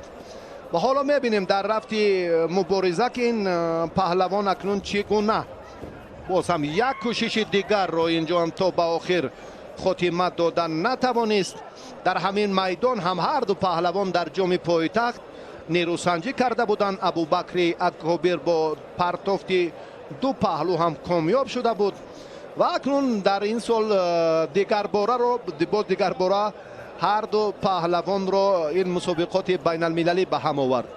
اما این نفوذ رقابت امروزه کاملا از مسابقه جام پایتخت فرق کننده است، چون که این مسابقات با اشتراک نمایندگان 10 کشور سیاره دایر می شود و ورزشگران ما موفق ها آهسته آهسته به مرحله دیگر می برایند و با تدریج چون این دوره پس سر می شود رقابت های پهلوانان ما در مرحله بعدی با مهمانان کشورهای شرکت داشته صورت می گیرد. ابوبکر خوب دفاع کرد. پهلوانی که با خلعت سفید است در جریان مبارزه‌اش اکنون صورت افزایی می باید. شریف نظریف هم در میان گران وزن ها البته نفر تصادفی نیست. یک سلاله قوی نظریف ها برای تقویت ملکه و علی خصوص باز برای سفربری این چهره هم بیشتر زحمت میکشند و پهلوانان گران وزن میدان. حالا باز هم شریف نظریف اینجا باز ابوبکر یک حالتی رو که چون دیدیم با ترتیب سبقت به حالت نیروسنجی شریف نظریف رفتی مبارزه رو دیگر بار ثابت کرد و اکنون این حرکت حلال بهاگذاری کردید و در رفت مبارزه شریف نظریف این فرصت ثابت نمود و در نهایت به همان مطلب خود رسید. قبلا گفتیم که در جام پایتخت ابوبکر دست بالا کردید و در جریان میدانداری امروزه شریف نظریف کامیاب شد و به دوری دیگر برآمد.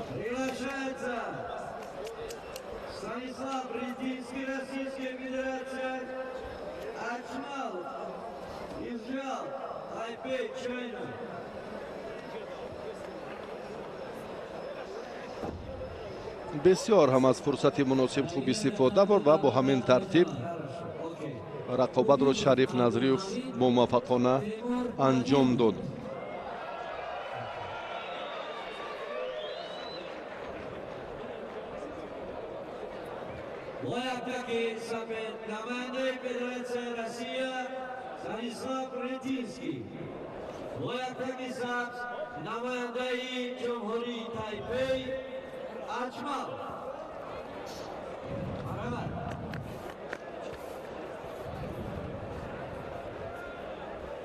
از طرف دست راست نوآور گویندگی سفید محیبوف عبدالحمید، از طرف دست چپ عبدالحمید محیبوف و تیمور رحیموف حالا به میدان آمدند.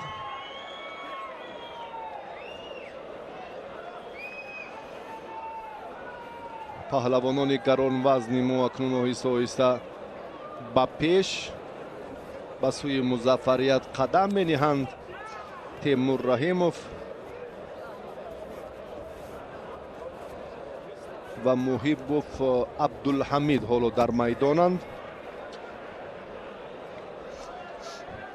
بدن به تیمور داده شد.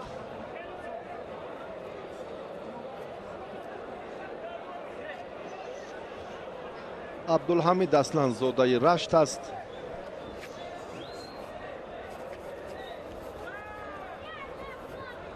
و این پهلوان هم در سبقت‌های انتخابی دوره دوم در شهر دوشنبه موفق شده بود.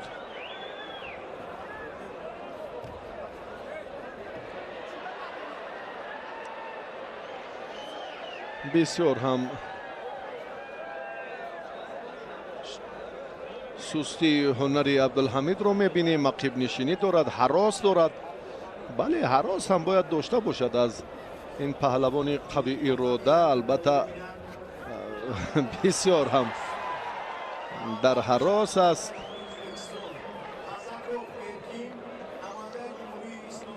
دستی چپی عبدالحمید رو اکنون تیمور رحیموف چون فشار داد به خاطر کاری رو انجام ندهد رقیبش. بسیار هم این حسابیده نشد چون که امر داور اینجا ایستاد بود. تیمور رحیموف آهسته خود را به دورهای بعدی آماده میکند. تنبیه داده می شود به پهلوانی خلعت سفید داشته.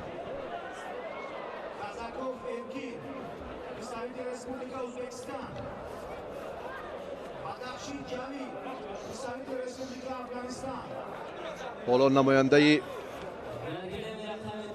شهر دوشنبه چون گفتیم که بسیار رقیب نشینی میکند، تیمور رحیموف از دسته فدراسیون گوشتین ملی گوشتینگیری در این میدان هنرنمایی دارد. فکر میکنم اینجا پهلوان خلعت سفید داشته را تنبیه دوم دهند و از میدان خارج کنند، چون که کاملا گوشتین نمیگیرد.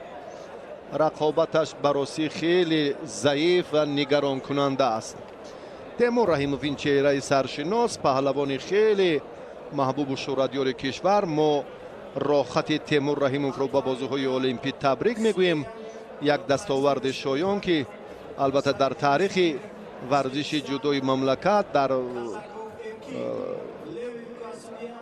زمان صاحب استقلالی این هم دستاورد شایسته ترین که 3-4 پهلوانی ما تیمور رحیموف، سامان محمد بیکوف، کامران شاهی استوپیریان و اکمل مرادوف به بازی‌های المپیک راه یافتند. 4 راحت بازی‌های المپیک. این تنبیه دوم است و خارج است. من فکر میکنم که دیگر جای گفتگو هم نیست. الکی آگاهی بود، تنبیه داشت و پهلوان از میدان باید خارج شود. دیگر چاره نیست. بله، دقیقاً همین خیل هست و این ترتیب میدانداری بسیار نگران کننده است. تیمور رحیموف در این دیدار ظفر یافت و به مرحله دیگر برآمد.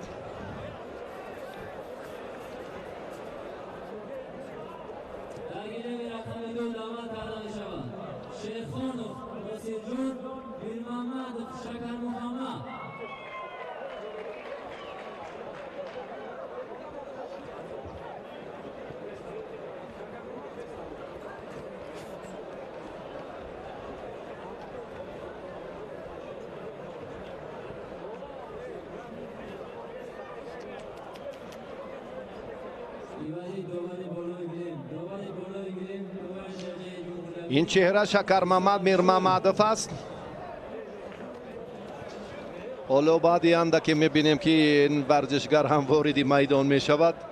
براسی نظام، سر و لباسی همون آریایی، رعایه این بند و اسلوب و واقعا هم باستانی بودن گوشتین ملی را دیگر باره نشان میدهد.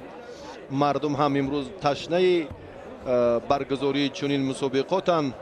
تاریخ 5000 ساله گوشتین ملی و در زمان صاحب استقلالی کشور آن مطلب و آرزوهای دیرینه مردم شرفمند تاجیکستان جامعه عمل پوشید. بار نخست مسابقه گوشتین ملی در جمهوری تاجیکستان با حضور نمایندگان 10 کشور سیاره برگزار شد. قدم اولین مظفریت رشد ورزش‌های سنتی در تاجیکستان است. بیا توجه میکنیم شکر محمد میر محمدوف، ورزشگر ولایت مختار کوهستانی بدخشان، خلعت سبز دارد و شیرخانوف، ناصر شیرخانوف با خلعت سفید است. فکر میکنم که این مبارزه باز هم پرشیده تر می شود. بعد از معالجه، بعد از توقف طولانی شکر محمد میر محمدوف حالا در میدان امروزه هم جسارت میکند. پایش آسیب دید، از زانویش آسیب برداشته بود. تا چند وقت از تمرین ها هم فارغ مانده بود. بعد از معالجه باز کارو هم در این سمت خوبتر انجام داد و حالا اکنون رقابت رو با ناصر شیرخانوف اینجا ادامه میدهد.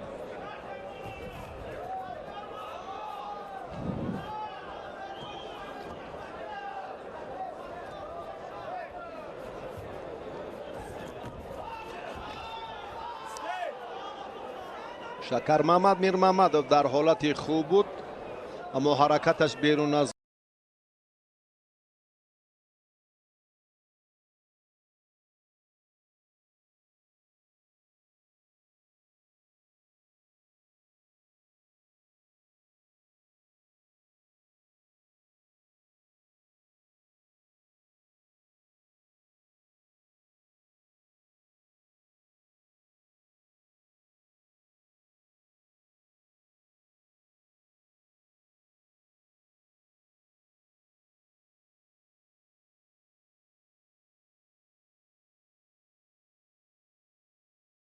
рақобати аввалаш муваффақ шуд, аммо зонуи росташ андаке осеб дошт. дар ин бора гуфтем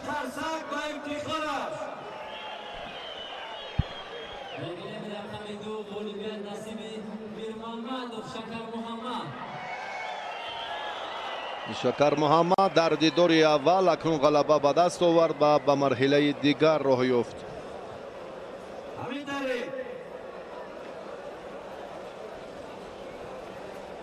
дар ин вохӯрӣ ғолибият насиби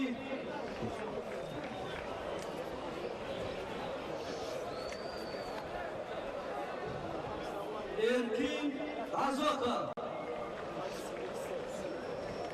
дӯстони азиз, акнун мо рақобати паҳлавонони дигарро хоҳем дид.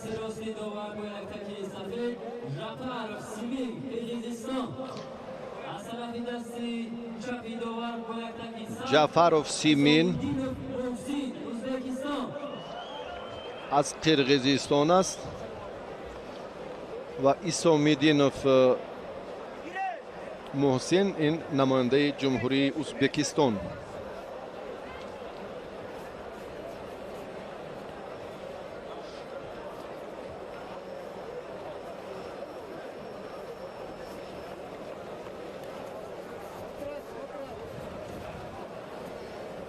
сабқати паҳлавонон акнун дар ин давра хеле ҳам ҳалол.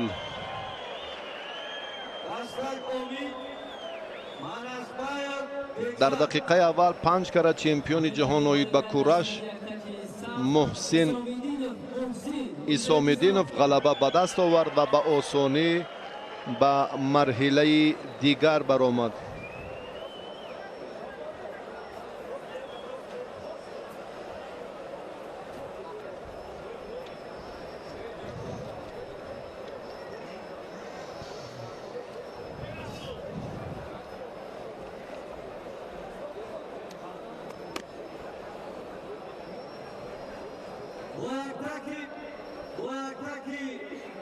сафед намояндаи ҷумҳурии Тоҷикистон, устоди варзиши дараҷаи байналмилалӣ Ҷаҳонгир Маҷидов ва яктаки сабз Ҷамолиддин Сайдамиров.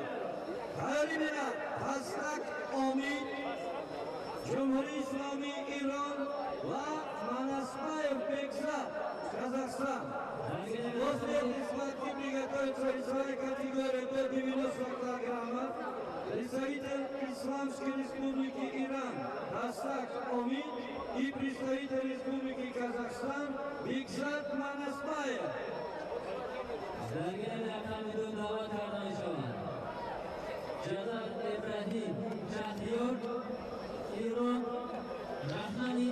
майдондорӣ боз ҳам фурӯтанӣ, боз ҳам дар дили мардум ҷо гирифтани паҳлавони мардумӣ албатта кори саҳлу оддӣ нест.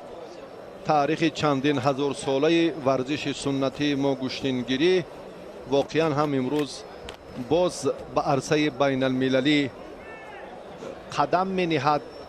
роҳи муаррифии ватани маҳбуби мо тавассути варзиши суннатӣ боз ҳам ҳамвор мешавад.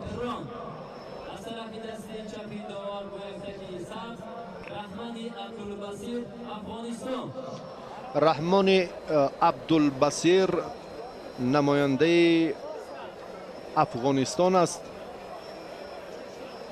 ва паҳлавони эрониро мо дар вазни гарон дар майдонҳои собиқи гӯштингирӣ дар варзишгоҳи марказӣ ҳам чанд сол қабл дида будем. дар он замон ҳам чун ба гӯштини кураш майлу рағбати дигар дошт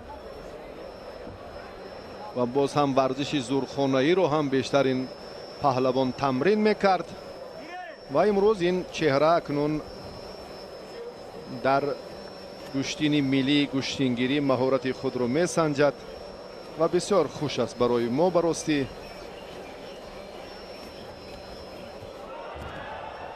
иброҳим бисёр ҳаракатҳояш ҳам از ابتدا خیلی خوب است.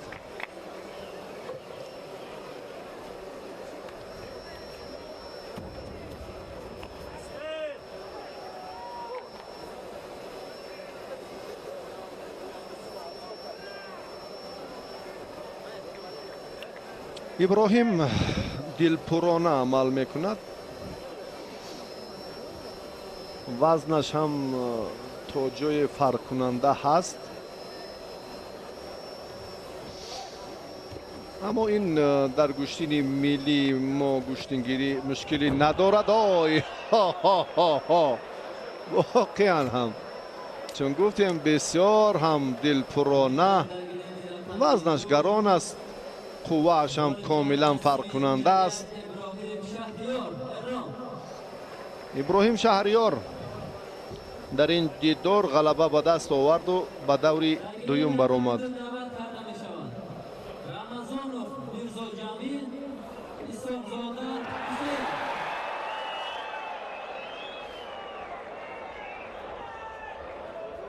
همینطوری در گیرنگ رقمیه با پرتابی خیلی هم زیبایی الان غالبیت نصیبی نماینده جمهوری تاجیکستان جهانگیر مجیدا دعوت کرده میشود. دستک امید جمهوری اسلامی ایران این پریسایت رسپوبلیکی کازاخستان میرزا جمیل رمضانوف با خلعت سفید سعیدچار رحمت اللهیف را در دور دوم شکست داد. حسین اسحاق زاده هم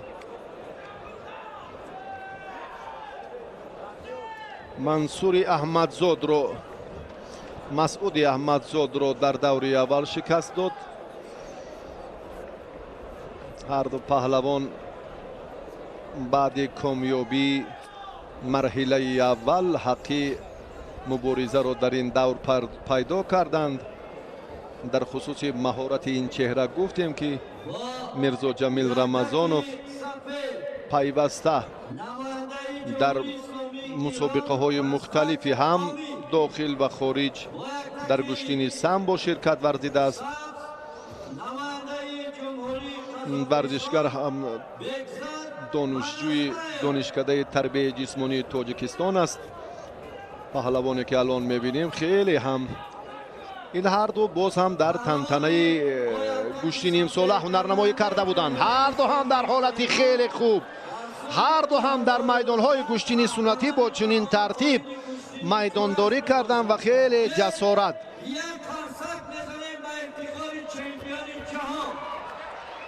در دهه چلچه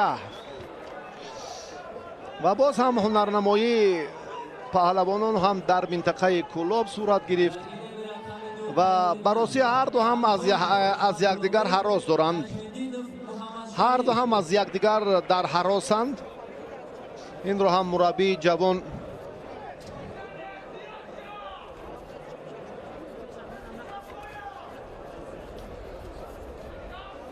عین‌الدینوف عبادالله بیان میکنند در رفتی سبقات پهلو. داور عزیزی بختیار نماینده سوخت اینجا هم پهلو بهاگذاری میکند. رقابت ادامه مییابد. خیلی وضعیتی مشکل بود برای اسحاق زاده، خیلی، و در روند این نیروسنجی واقعا هم دفاع کرد از همان امکانیت های جالب و خوبتر. میرزا جمیل رمضانوف به هر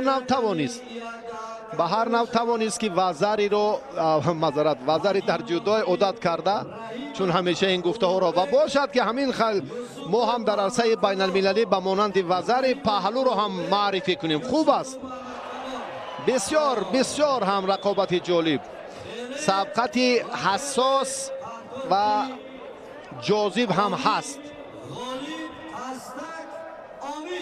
چمپیون جهان در سال 2019 آیین گشتین کورش. در این میدان اکنون باز هم نبرد دیگر رو چون انتظار میشویم بعد این لحظه ها. فقط سبقت های پای در پای با اشتراک پهلوانان موفق و چهره های سرشناس.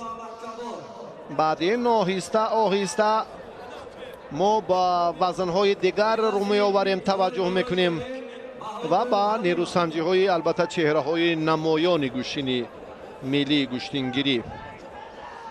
حالا هر دو پهلوان تاجیک اندکی باز هم با همون حالت پیشینه هراس توجه دارم. برای میرزا جمیل خوب است اما برای اسحاق زاده برعکس.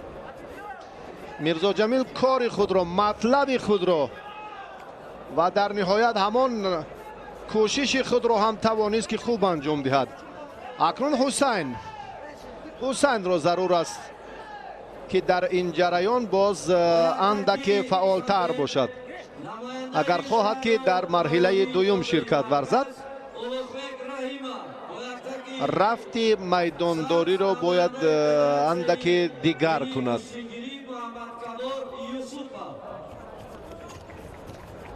دوانیدن، حرکت را صورت افزایی کردن به سبب نیست. باید هر دو هم هوشیار باشند.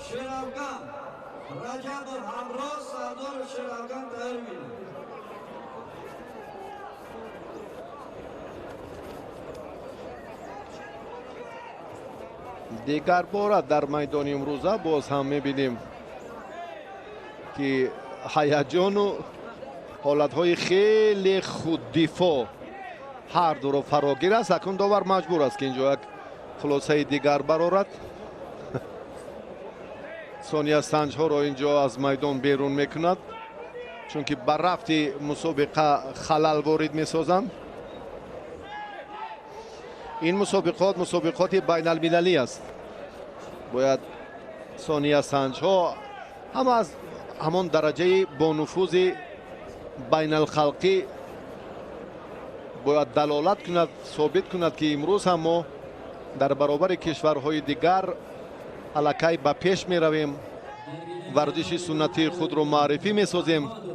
در این جاده بسیار هم سهمی مقامات اجرایی حکومت دولتی شهر دوشنبه، فدراسیون گوشتین ملی گوشتینگیری، کمیته کار با جوانان و ورزش نزد حکومت جمهوری تاجیکستان زیاد است و در ابتدا هم سرچشمه معتمد از توجه خاصه حکومت جمهوری سرچشمه میگیرد که با ورزش‌های سنتی علل خصوص رشد و احیای آنها مراقب بیشتر ظاهر میگردد. 4 ثانیه، 2 ثانیه دیگر، 2-1 وقت انجام یافت. با همین ترتیب رمضانوف در این دیدار غلبه به دست آورد و به مرحله بعدی راه یافت.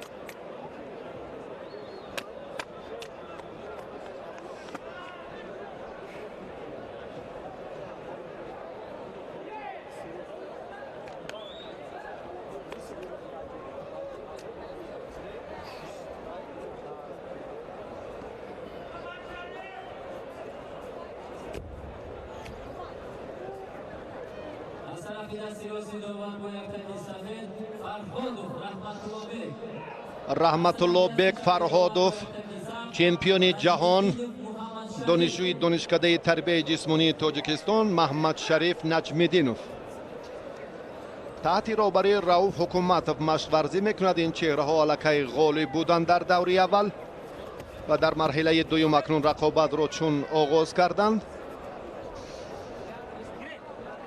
رحمتالله بیگ فرهادوف ورزشگری که کمربندش سرخ است، هر دو سرخند، خلعت سفید انیخترش. محمد شریف اکنون رجوع میکند برای حرکتی خیلی بهتر. نه امتیاز بدن نیست.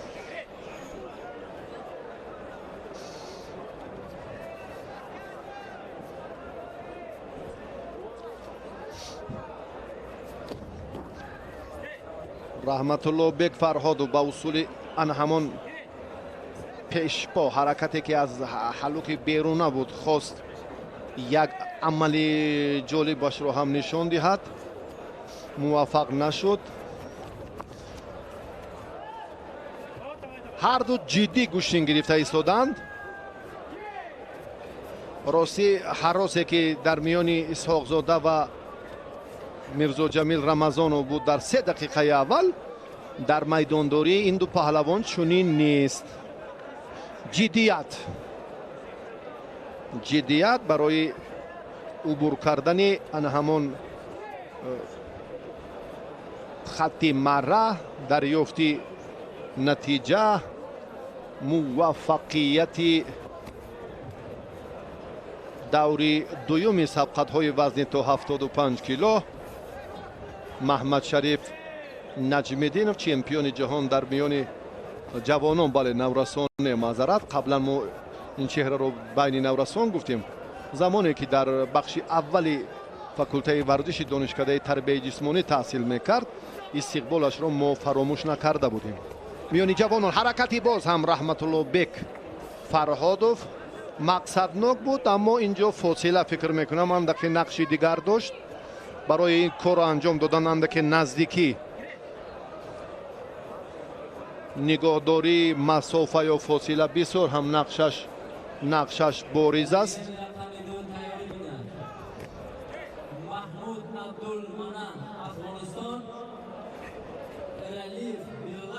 از میدان بیرون شد محمد شریف نجمیدینov. یک کوشش دیگر رو هم این ورزشگر خیلی خوب آغاز کرد. باز دیگر باره با اصول سر کتف رجوع میکند.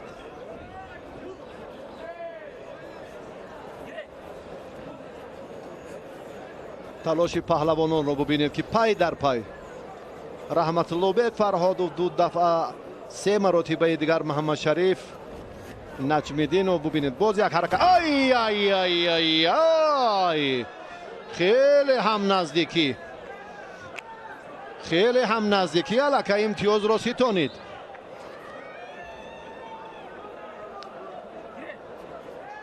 با چمپیون جهان مقاومت کردن، موفق شدن و این ورزشگر هم در زمان نورسیش چمپیون آسیا بود، برنده مدال اشتباه نکنم نقره چمپیونات آسیا در جودو میان نورسان.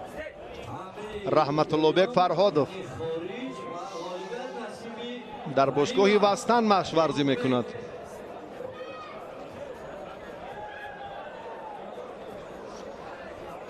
دیگر باره اکنون باز اینجا محمد شریف نجمیدینov توجه میکند. بیشتر پای در پای حمله ها رو هم باز زیاد کردنش لازم است.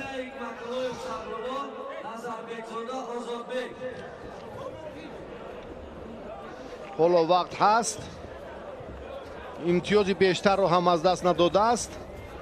بدن بسیار هم پهلو این چهره هم واقعا ثابت کرد در این جریان. چگونه امتیاز ستانید، خیلی سزاوارانه ها، دلپرانه عمل کرد و در یک فرصت خیلی هم خلی و موافق رقیب را از اشتباهش خوب استفاده کرد و پهلو بها گذاری شد. باز هم دیگر باره رحمت الله بک فرهادوف اینجا با یک اصول سر کتف اعتبار داد.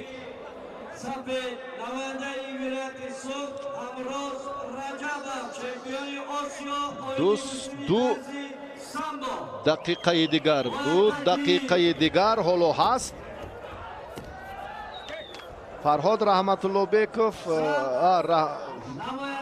رحمت الله بک فرهادوف بسیار هم گو نام به نسب به نام عوض می شود.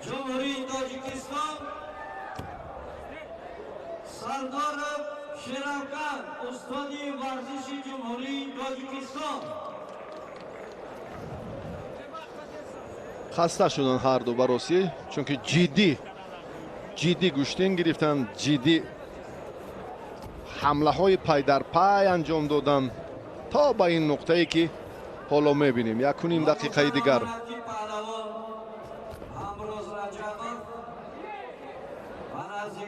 در چمپیونات آسیا در شهر تاشکند جمهوری ازبکستان با گرفتن عنوان بلند چمپیون آسیا مشرف گردید. یک ترسک با افتخار است.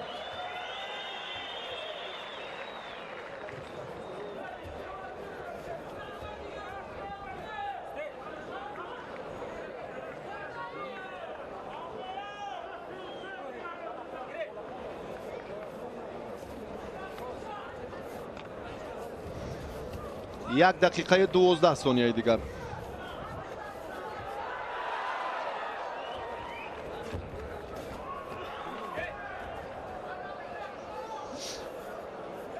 аввали паҳлавонон акнун дар рафти майдондорӣ махсусан дар дақиқаи охир бисёр ҳам зиёд аст.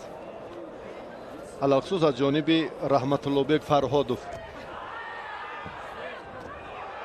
муҳаммадшариф наҷмиддинов ба имтиёзи паҳлӯ қаноат намекунад, боз ҳам руҷӯъ мекунад ки боз ҳам дуюмин имтиёз, боз ҳам дуюмин паҳлӯро соҳиб гардад. аммо раҳматуллобек фарҳодов бисёр ҳам боз як бадани дигарро ҳам муҳаммадшариф ба даст овард. бадан ҳарду ҳам бадан доранд ва муҳаммадшариф паҳлӯ дорад. агар раҳматуллобек фарҳодов ҳоло натиҷаро агар бо партофти паҳлӯ баробар кунад, он гоҳ вақти изофа баргузор мешавад тибқи қоида. агар не, муҳаммадшариф дар ин давр ҳам зафар меёбад. 26 сонияи дигар.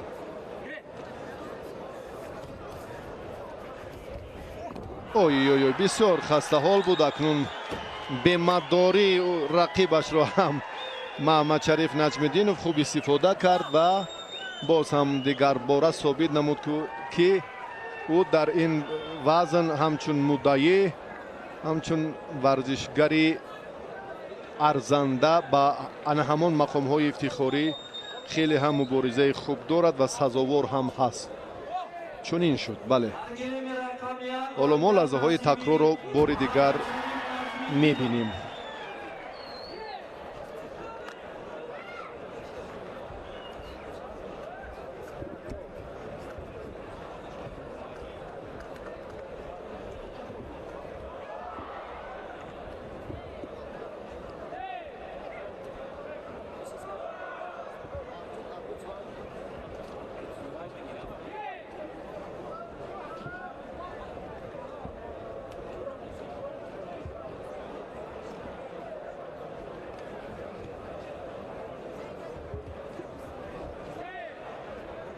در گرم رقمی 2 دعوت کرده میشود محمود عبدل منن افغانستان، یرالیو میرلند کرگستان.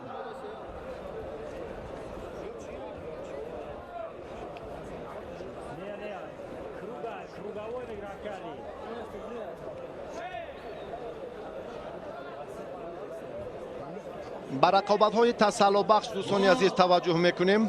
яктарки сафед ералиев абдулманан, бо яктарки сабз ералиев мирланд. нодуруст маърифӣ шуд. ба ҳарду як насаб дода шуд. ҳоло таваҷҷӯҳ мекунем паҳлавони эрон ва қирғизистон. бале, беҳтараш мо ба табло таваҷҷӯҳ кунем. маҳмуд абдул манан аз афғонистон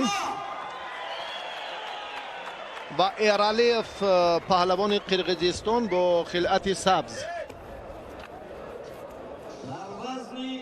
рақобати паҳлавонон дар вазни то 75 кило дар сабқати тасаллубахш аст. ғолиби ин ҷуфт ҳаққи муборизаро барои медали биринҷӣ пайдо месозад.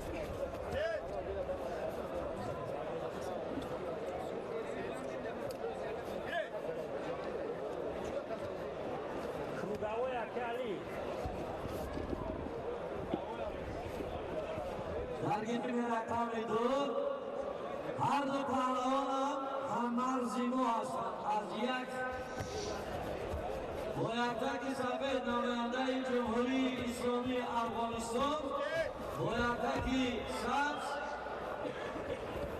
رقابت پهلوانان چون گفتیم که ورزشگران کشورهای خارج به طور سیستمی دوری صورت میگیرد، از این نقطه نظر رقابت‌های تسلّی‌بخش در این صورت مجلس برگزار می‌شوند و در مجموع طبق نظامنامه و آیین‌نامه گوشتین ملی گوشتینگیری نفر ناکام مرحله نهایی مستقیما صاحب مدال برنجی میگرده. پهلوان قرقیزستانی حرکتش بدن بهاگذاری شد. محمود عبدالمنان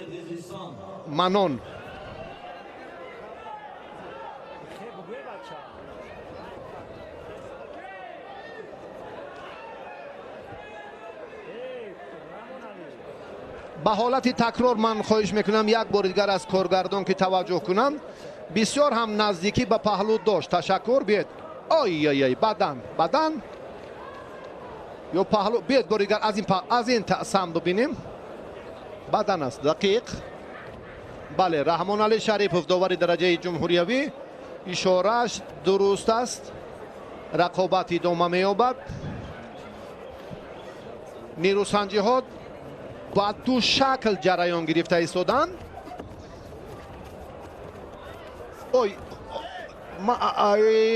اشاره که در زبان ما هم چون همان عمل کرد و همان گفته های گوشین جدا ممته انجام ما اینجا باز هم لفظی تاجیکی، سخن تاجیکی بلند صدا می‌دهد ایستید.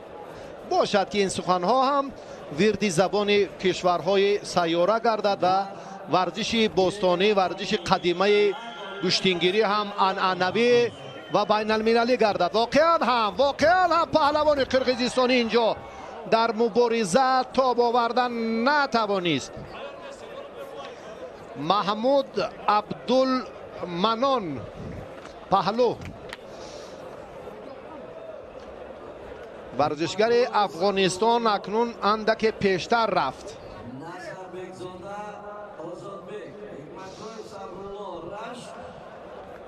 ایرالیوف بدن دارد و پهلوان افغانستان الکی صاحب پهلو شد.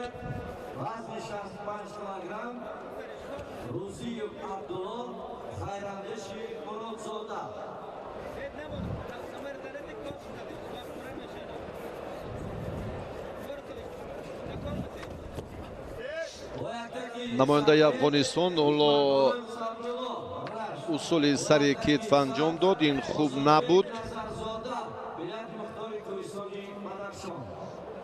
با اون ترتیبی که البته گوشتین تقاضا میکند این کار با موفقانه انجام نیافت. بیرون از میدان. یک لحظه دیگری که باید داور امری خود را هم زود می برآورد. بعد از امری داور است. این حرکت هم اکنون ممنوع حسابیده می شود، یعنی که حسابیده نمی شود. در مجموع ممنوع نیست اما حسابیده نشد، از میدان بیرون بود. بله، امر داور، صدای داور، حرکت داور خوبتر باشد که پهلوانان اونقدر از قاعده های گوشتین ملی هر دو مهمان برخوردار نیستند. به همین سبب گاه خطاگی ها هم اینجا رخ میدهند. با که نیست فکر میکنم.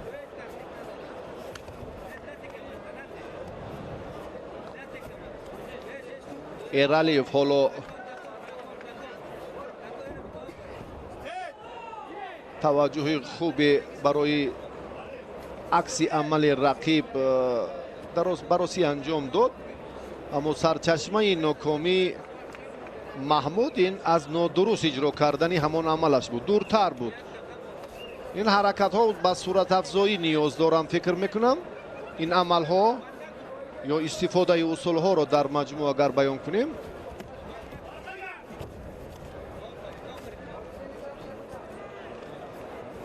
نماینده قرقیزستان اکنون دیگر بار هم بدن به پهلوانی افغانستان داده شد، به محمود عبدالمنان.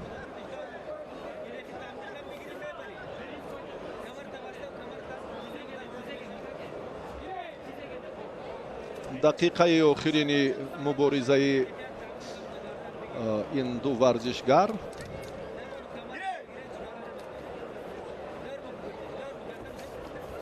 این پهلوانان در سبقت تسلح بخش قرار دارند.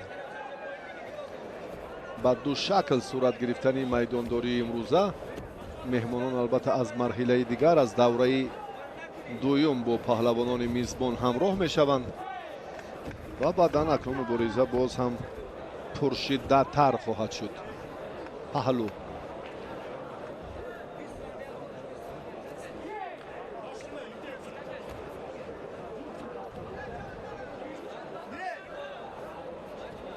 پهلوان قرقیزستان توانست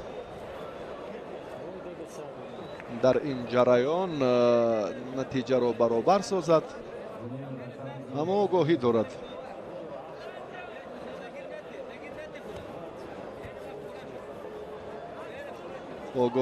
و رفتی میدانداری هر دو پهلوان خیلی هم کشال یافت. ورزشگری افغانستان باز هم یک اصول سری کتف رو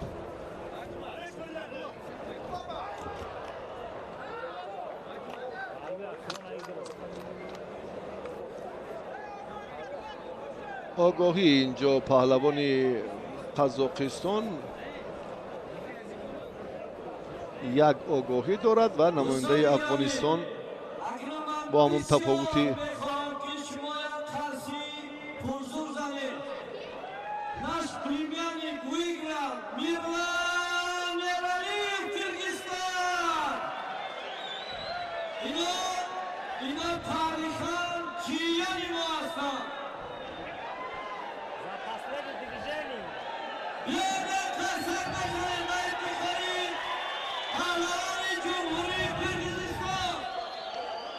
فکر میکنم در این جریان بیا توجه میکنیم. باری اول یک حرکتی پهلوانی قرقیزستان بدن بها گذاری گردید. این همان فرصت خیلی جالب بود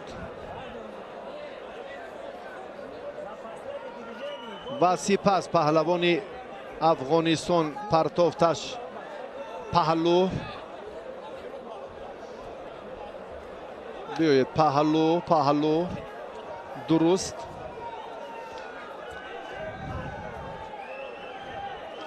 نهایتا همین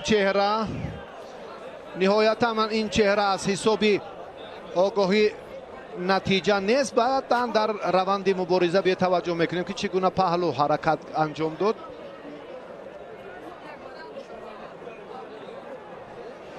و با همین ترتیب پهلوان قرقیزستانی غالبیت به دست آورد. اکنون این به صلاحیت کار و نظر خود داوران وابستگی داشت که یک آگاهی البته اینجا صرف نظر شد، آگاهی پهلوانی قرقیزستانی. ما باز نگران توجه میکنیم.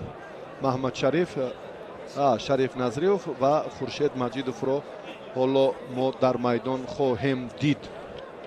دو ورزشگر گرانوزن جمهوری تاجیکستان بعدی اندکی به میدان میبرایند.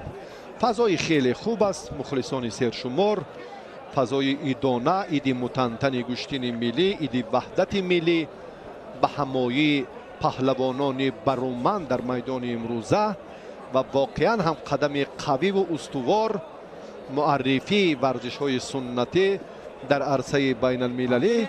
این هم رویداد فرابخش و شایسته در ورزش کشور می باشد.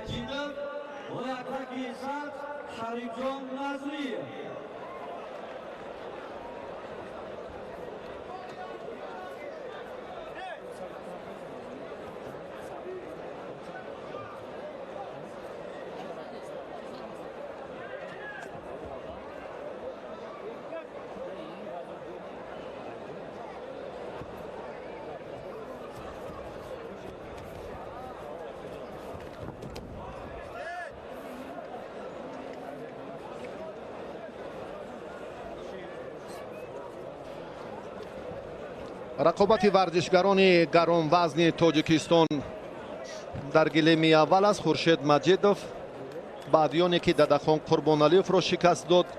اینجا هم واقعا تلاش و مبارزه شریف نظریف هم ثمر آورد و این پهلوان هم در مبارزه اولش غلبه به دست آورد و به این دوری دوم راه یافت.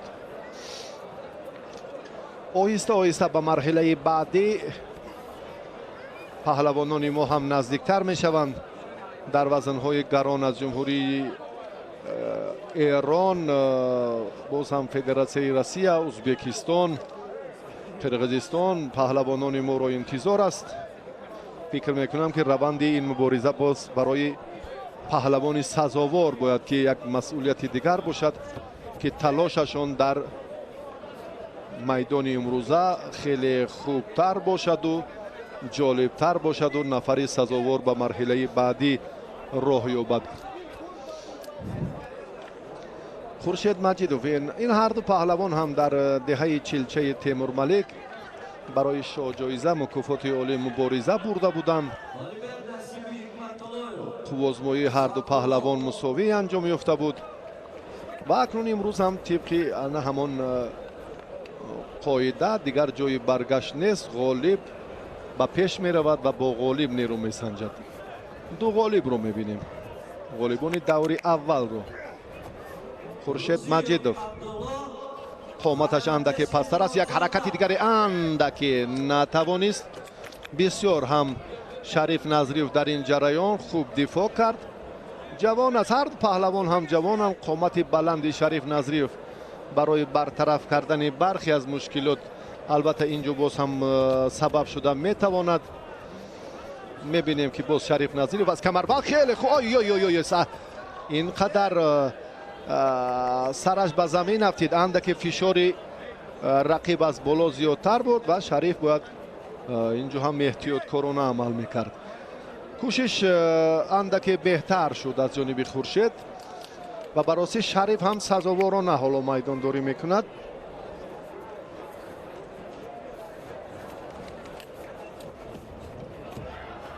حرکت شریف هم خیلی خوب بود.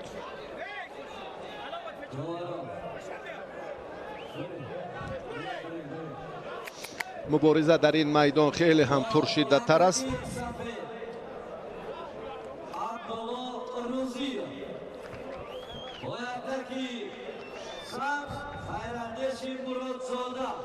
در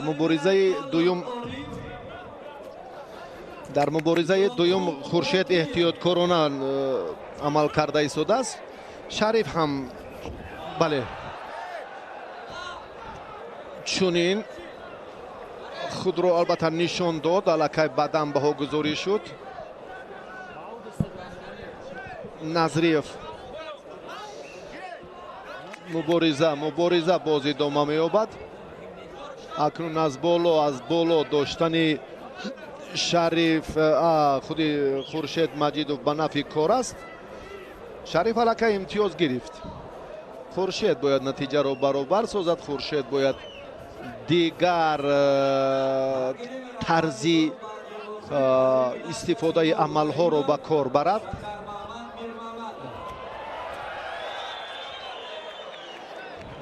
نتوانست.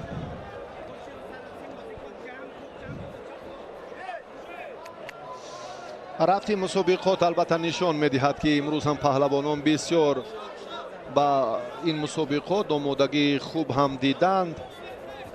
بسیار هم شایسته تحسین است. باعث افتخار و سرفرازی چون در این باره گفتیم که ما به عرصه بین المللی قدم می‌نهیم. باری اول اینجا هم مقامات اجرایی حکومت دولتی شهر دوشنبه، فدراسیون گوشتین ملی گوشتینگیری و نهادهای اداره کننده ساحه ورزش برای بسیار هم در تطبیق عمل سازی این سمدین رو خیلی هم زحمت کشیدن که مسابقات برگزار شد. بعدن دومین بدن رو هم شریف نظریف صاحب گردید. خورشید راهی دیگر ندارد، حرکت دیگر رو باید اینجا هم انجام دهد که باز هم از سستی همون سمت عمل نموده خورشید استفاده کرد و خورشید الکی دو این یک امتیاز و در مجموع دو بدن رو از دست داد. شریف آگاهی میگیرد. دقیقاً وقتی آگاهی باید دست پیش بر و این رو باید تصدیق کند، یعنی قبول کند.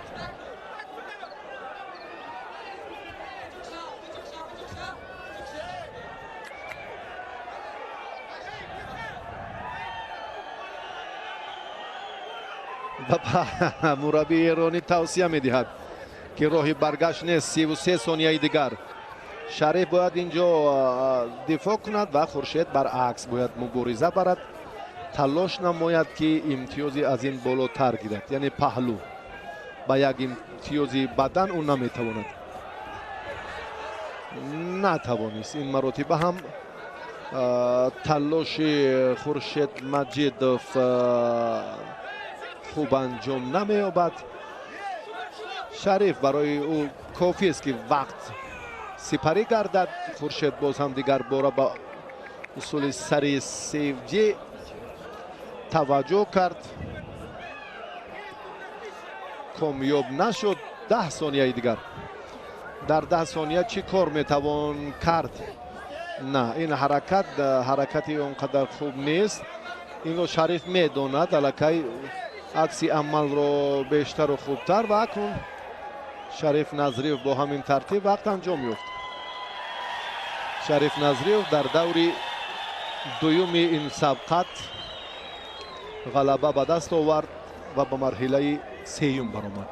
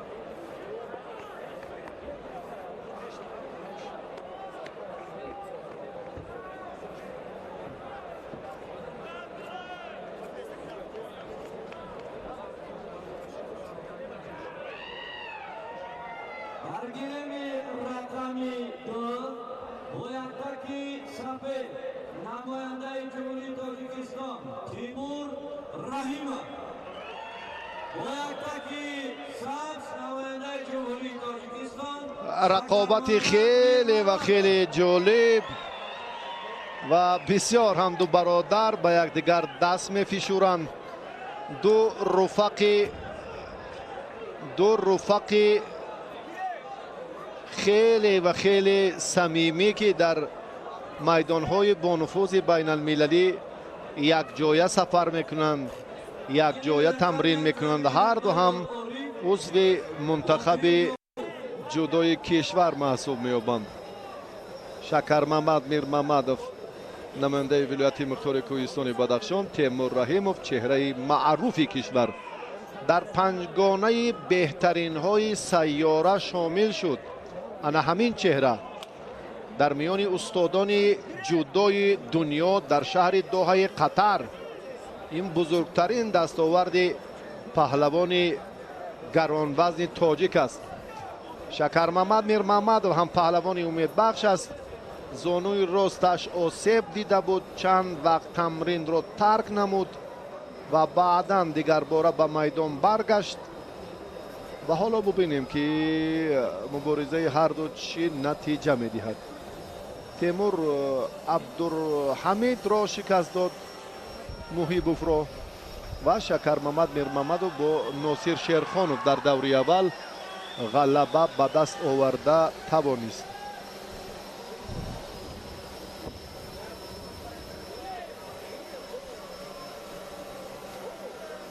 هر دو بسیار در هیجانند. دستی راستی تیمور رو شکر محمد بسیار کوشش میکند که با اون شباهت با تپانچه نداشته باشد که این هم اگر پنجهش هم باز اگر واردی سر یاسین باشد این هم ملکه باز هم غیر قاعده بودن حرکت ها رو در گوشین جودو که نشان میدهد بسیار عادت دائمی و همیشه این پهلوان است. حالا تیمور اکنون به هجوم میگذرد، اندکی فشار میآورد به شکر محمد میرمحمدов. این دو ورزشگر هم در به دست آوردن شاه جایزه مکافات عالی جام نوروز 2 سال قبل میدانداری کرده بودند و تیمور رحیمов اون زمان غلبه به دست آورده بود.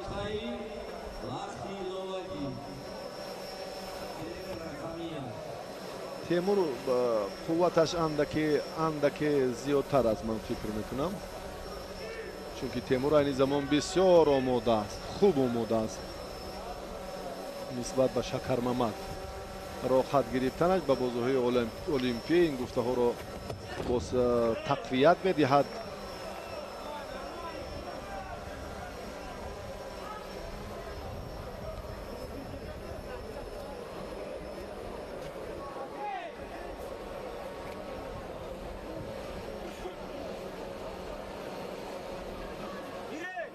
کشتینگیری هر دو براسی به مخلصان پسند است. گران وزن ها پهلوانانی که تمرین دارند ورزشگری خوبند هر دو چهره.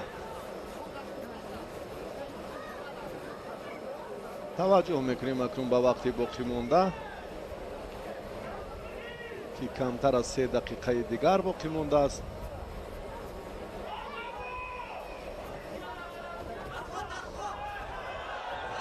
اوی شکر محمد یک لحظه که باز هم دیگر باره زانوی راستی شکر محمد گفتیم که آسیب دارد، وضعیتش اونقدر خوب نیست اما میدان داری کرد. من فکر میکنم که از اول باید به میدان نمی آمد. تیمور رحیمov گفتیم که بسیار در حالت آمادگی خوب است. زانوی راستی شکر محمد میرمحمد آسیب دارد. تیمور رحیمov بسیار رحمدل است، پهلوان صمیمی است، دلسوز است. اکنون این ورزشش چی باید کرد؟ یک حرکتی که تیمور انجام داد اینجا بررسی این برخستانه نبود. آسیبی پهلوان ولایت مختار کوهستانی بدخشان انا همون باز هم زخمی پیشینه رو باز هم دوچان کرد. بعد ینده که باز هم برمیگردیم به این لحظه تکرار. بیاید ببینیم در ابتدا شکر محمد و حلقه داخلی رو خواست خوب استفاده کند و سپس با همین اصول از جانب پهلوان گران وزنی تاجیک تیمور رحیمov هدفی استفاده قرار گرفت که بعدا شکر محمد میرمحمدov آسیب دید. نشان دادن این لحظه ها البته کاملا ممنوع است. در گوشین جودو هم همین طور است. تشکر به کارگردان. مهمیت این حرکت ها رو بهترش ما در قیافه چهره باز همین ورزشگری سرشناس ببینیم. در توکیو 2020 ما امیدواریم که تیمور رحیمov شرف ورزش میهن را دفاع میکند در وزن گران، چون که در مسابقات گرند سلم و گرند پری این گفته ها را ورزشگری مشهور تاجیکستان ثابت کرد که بسیار هم پهلوانی سزاوار است، بسیار چهره امید بخش است. و اکنون برگشت شکر محمد میرمحمد و برگشت. من فکر میکنم که دیگر او باید گوشتین نگیرد. شکر محمد گوشتین دوام میدهد سبقت را ادامه میدهد و اکنون مشکل تر است برایش براستی. این نظری من بود. بهترش با همون علت برداشتش دیگر اندر میدان نمیشد، چون که تیمور بسیار بسیار هنرش عین حال در اوج است.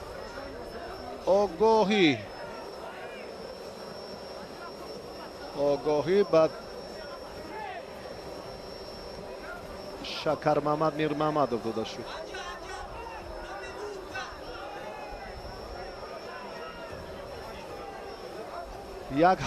یک توجه پهلوانی قامت بلند شکر محمد میر محمدов باز برای همون حلوک بیرونه رو هم شکر محمد که تیمور خوب استفاده میکند. حالا انتظار میشود شکر محمد پهلو با تیمور رحیمов. چون گفتیم و نهایتا باز گفتیم دفعه که گفتیم همون آسیب کفایه بود برای شکر محمد میر محمدов که دیگر میدانداری نکند. پایش براستی چون آسیب دید و باز برگشت. پهلو از دست داد. اکنون 1.5 دقیقه دیگر وقت در اختیار دارند.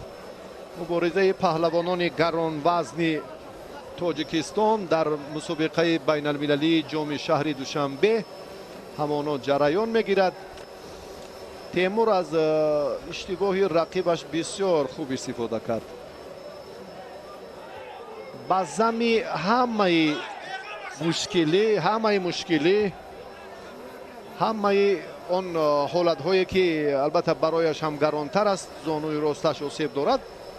شکر محمد میر محمدov بر راستی هجوم میکند. چند وریانتی باز هم دریافتی همون استفاده اصول های گوشتین ملی رو هم خواست که باز هم بهتر انجام دهد. این در رفت سبقت بر راستی بر اعلی مشاهده می شود.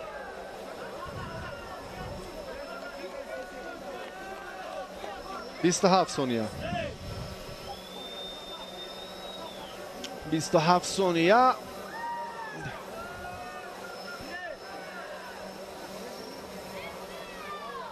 تیمور پیصف است. شکر محمد باز هم در این جریان میخواهد. نه قوه‌اش کمی میکند. تیمور براسی بسیار هم در حالت آمادگی است. ثانیه های خیلی کم اینجا هم علاقه وقت انجام میاد. با همین ترتیب تیمور رحیمov در این مبارزه هم شکر محمد میر محمدov یک تن چهره سرشناسی گوشتین ملی و جدای کشور را دچار شکست کرد و به مرحله بعدی راه خط گرفت. تیمور رحیمov پهلوان گران وزن جمهوری تاجیکستان که دسته یکچین فدراسیون گوشتین ملی گوشتینگیری مملکت رو اینجا معرفی دارد.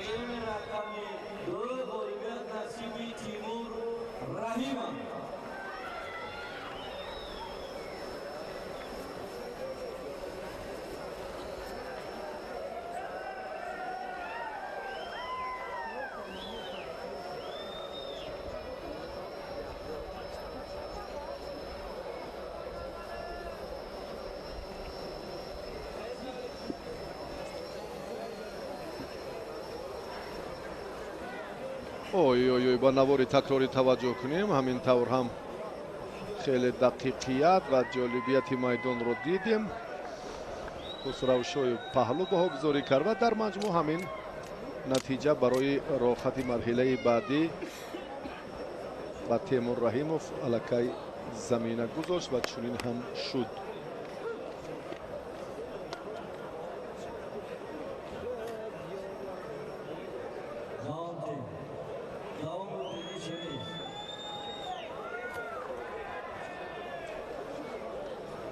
بعد چند لحظه باز پهلوانان این وزنی دیگر می آیند. مهمانان از کشورهای قزاقستان، قرقیزستان، ازبکستان، فدراسیون روسیه، ایران، افغانستان و تایپی چین. همینطوری درگیری رقم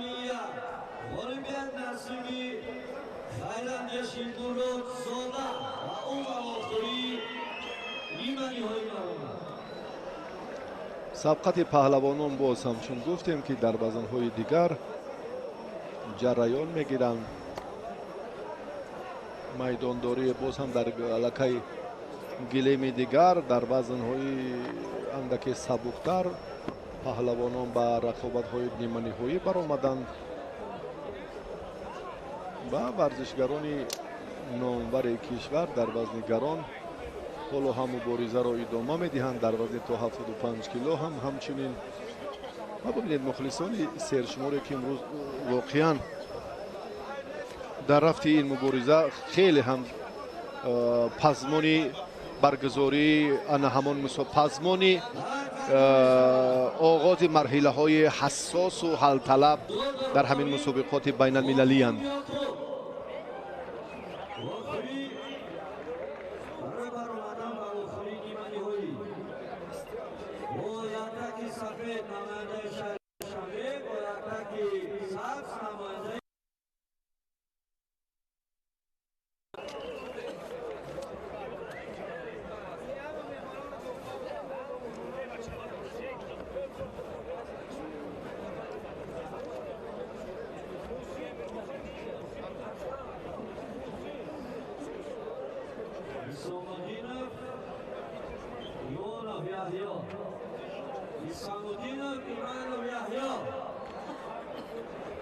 İslam'ın Muhsin 5 karat şampiyonu Cahan oyunu güçlü Tazi Kuraş.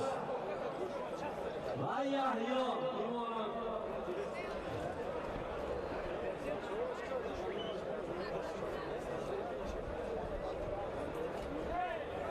Muhammed Yusuf.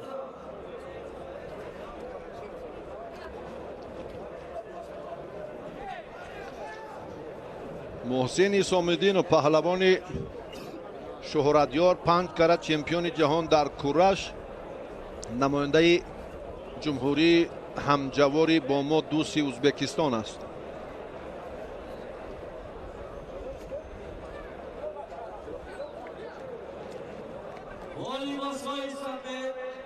نماینده جمهوری ازبکستان 5 کرات چمپیون جهان کورش محسن اسام‌الدین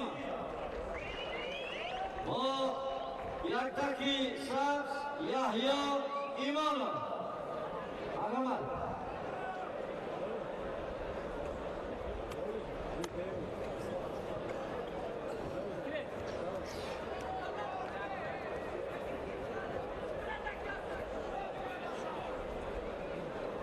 دو پهلوان ازبکستانی حالا در میدانند،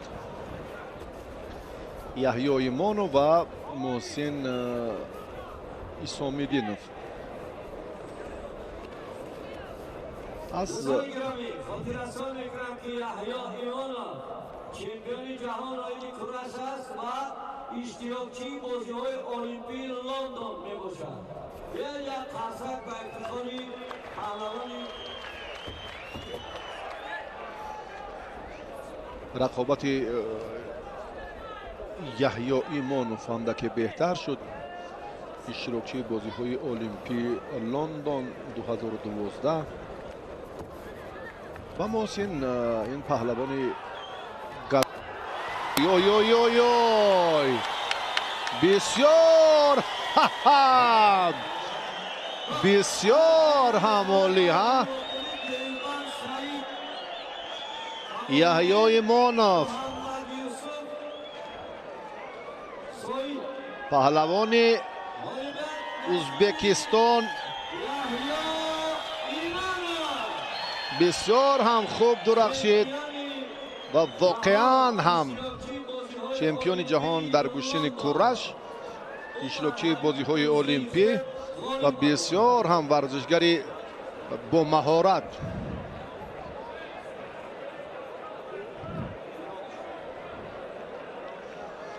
اکنون تیمور رحیموف رو باز مرحله حساس در پیش است. یگان نقطه دیگر برگشت هم نیست. دقیقاً حلال بود. پرتافت سری وقتی و جالب و خیلی صمیمی این ورزشگر. ببینید دیگر برا ای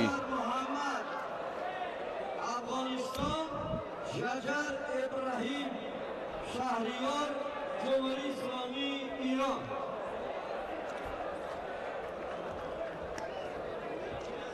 پهلوانان جمهوری های ایران و افغانستان حالا به میدان آمدند. بایدکی سفید نماینده جمهوری افغانستان باتیر آذر محمد از افغانستان. جعجر ابراهیم شهریار.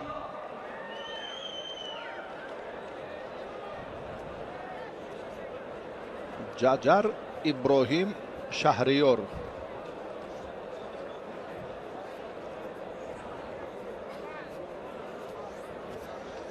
پهلوان گرانوزن ایران با خلعت کبود است.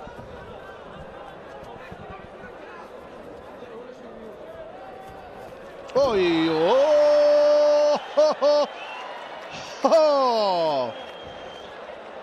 بسیار پرداخت خیلی هم خوب. غالبیت نصیب جعجر ابراهیم شهریار جمهوری اسلامی ایران.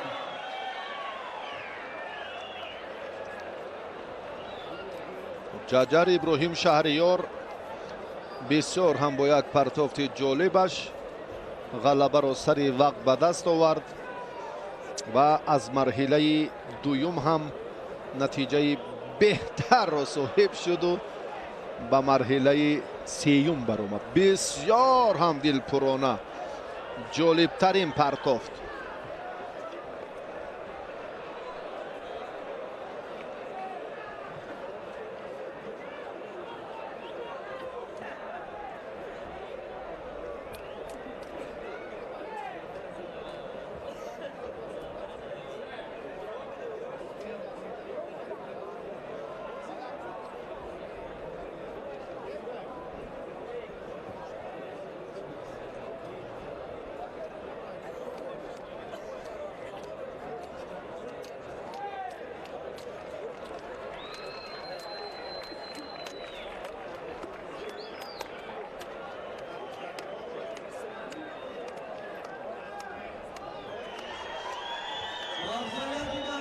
لحظه به لحظه باز هم جالبترین فرصت.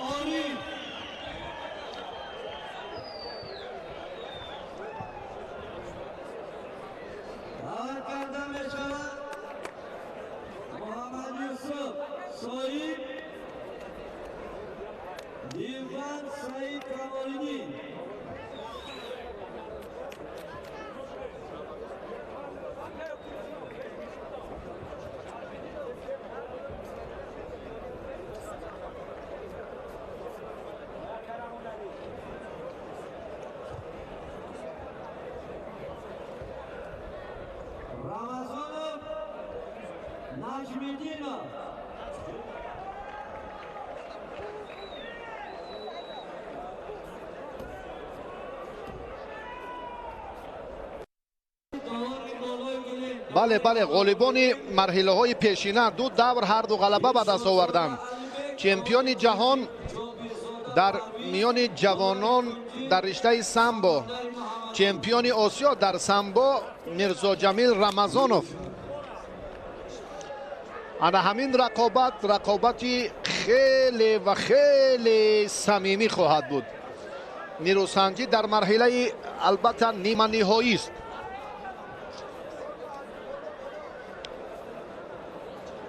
هر دو پهلوان ارزنده‌اند براسی. کسی گفته نمیتواند که این افضلی دارد یا این بهتر است در مرحله نهایی. اکنون کسی زحمت و مهنت و تلاش بیشتر کشیده است. در میدان موفقیت مال اوست.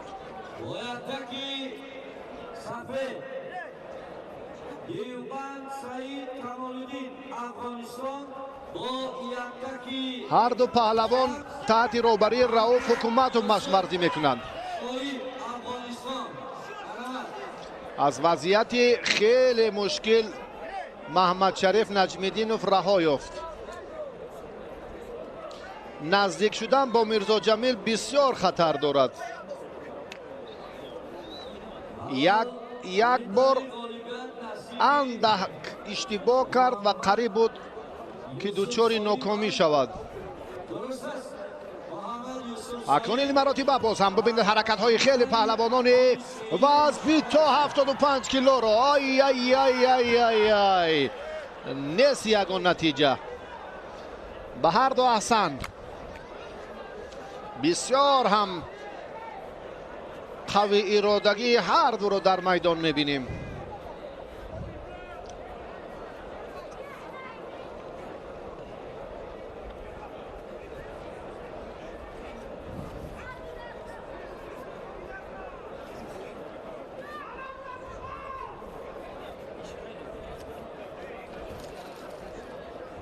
حالا باز هم اکنون هر دو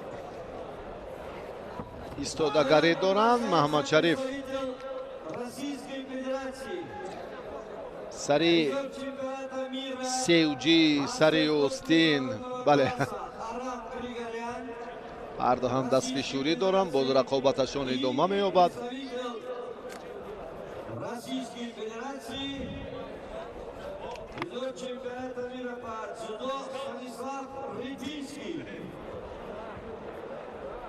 میرزا جمیل در دقیقه اول هم جسارت کرد. محمد شریف میداند که نزدیک شدن با این پهلوان بسیار خطر دارد. زود سر زانو نشیند یا زود خود رو از این حالت رها میکند، چون که وضعیتش مرکب‌تر می شود. این اصول سر کتف نمیتواند از میرزا جمیل امتیاز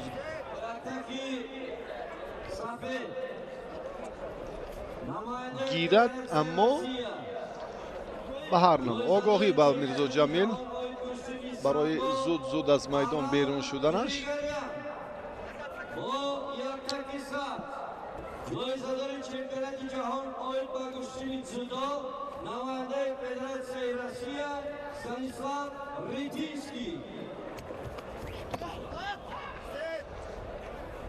باز هم مبارزه پهلوانان ادامه خواهد یافت.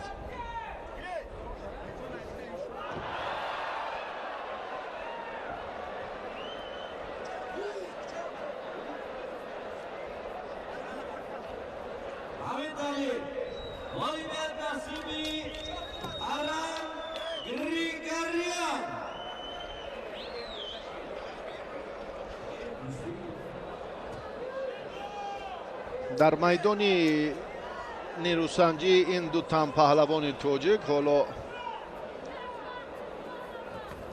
امتیاز رو نمیبینیم. رمضانوف آگاهی دارد، حرکت نیست.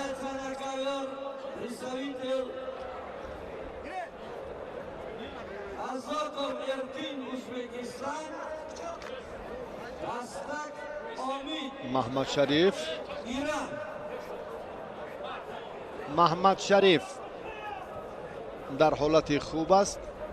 میرزا جمیل اندکی عقب نشینی دارد. در ابتدا برعکس بود. اوی یک حالتی خیلی هم مشکل تر برای محمد شریف نجمیدینوف بود. صورت افزایی از جانب محمد شریف اکنون بیشتر شد. بله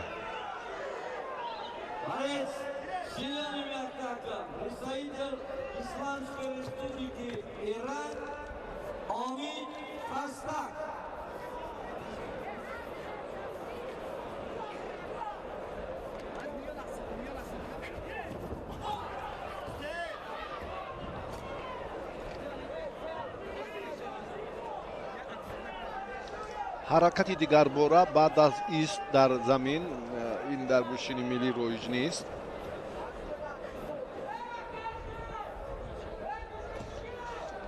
دقیقه آخرین مبارزه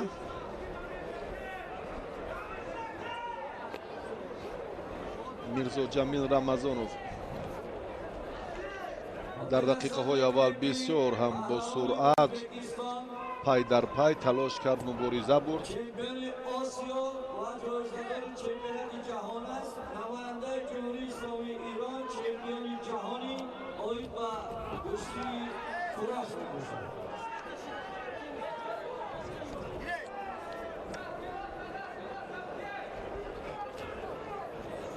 30 ثانیه. میرزا جمیل آگاهی دارد. محمد شریف یک حرکت دیگر. میرزا جمیل پیش پا پشتی پا حرکت میکنه، سری کید توجه میکنه. در 17 ثانیه تنبیه به میرزا جمیل.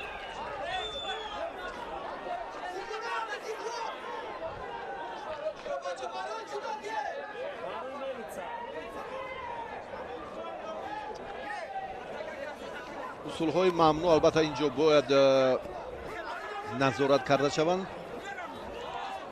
همون چرخگردی با اصطلاح ملنیچ هم در جریان رقابت باید استفاده نکردن. بسیار هم محمد شریف نجمیدینوف هم آگاهی گیری و در نهایت هم 1 ثانیه دیگر.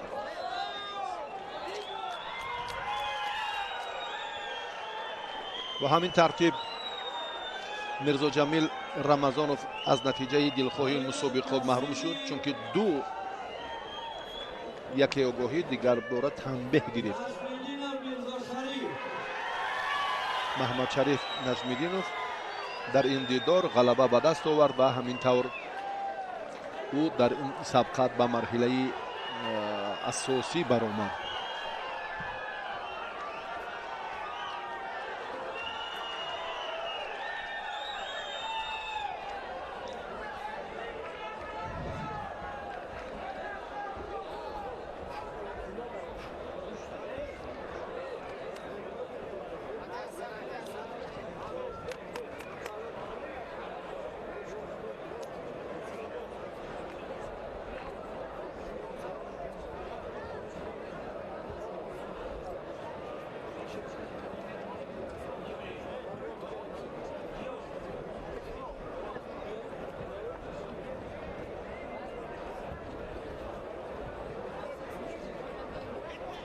رقابت اکنون بعد چند لحظه میان تیمور رحیموف و شریف نظریف صورت میگیرد. این بخوری هم خیلی بخوری جالب حساس خواهد بود.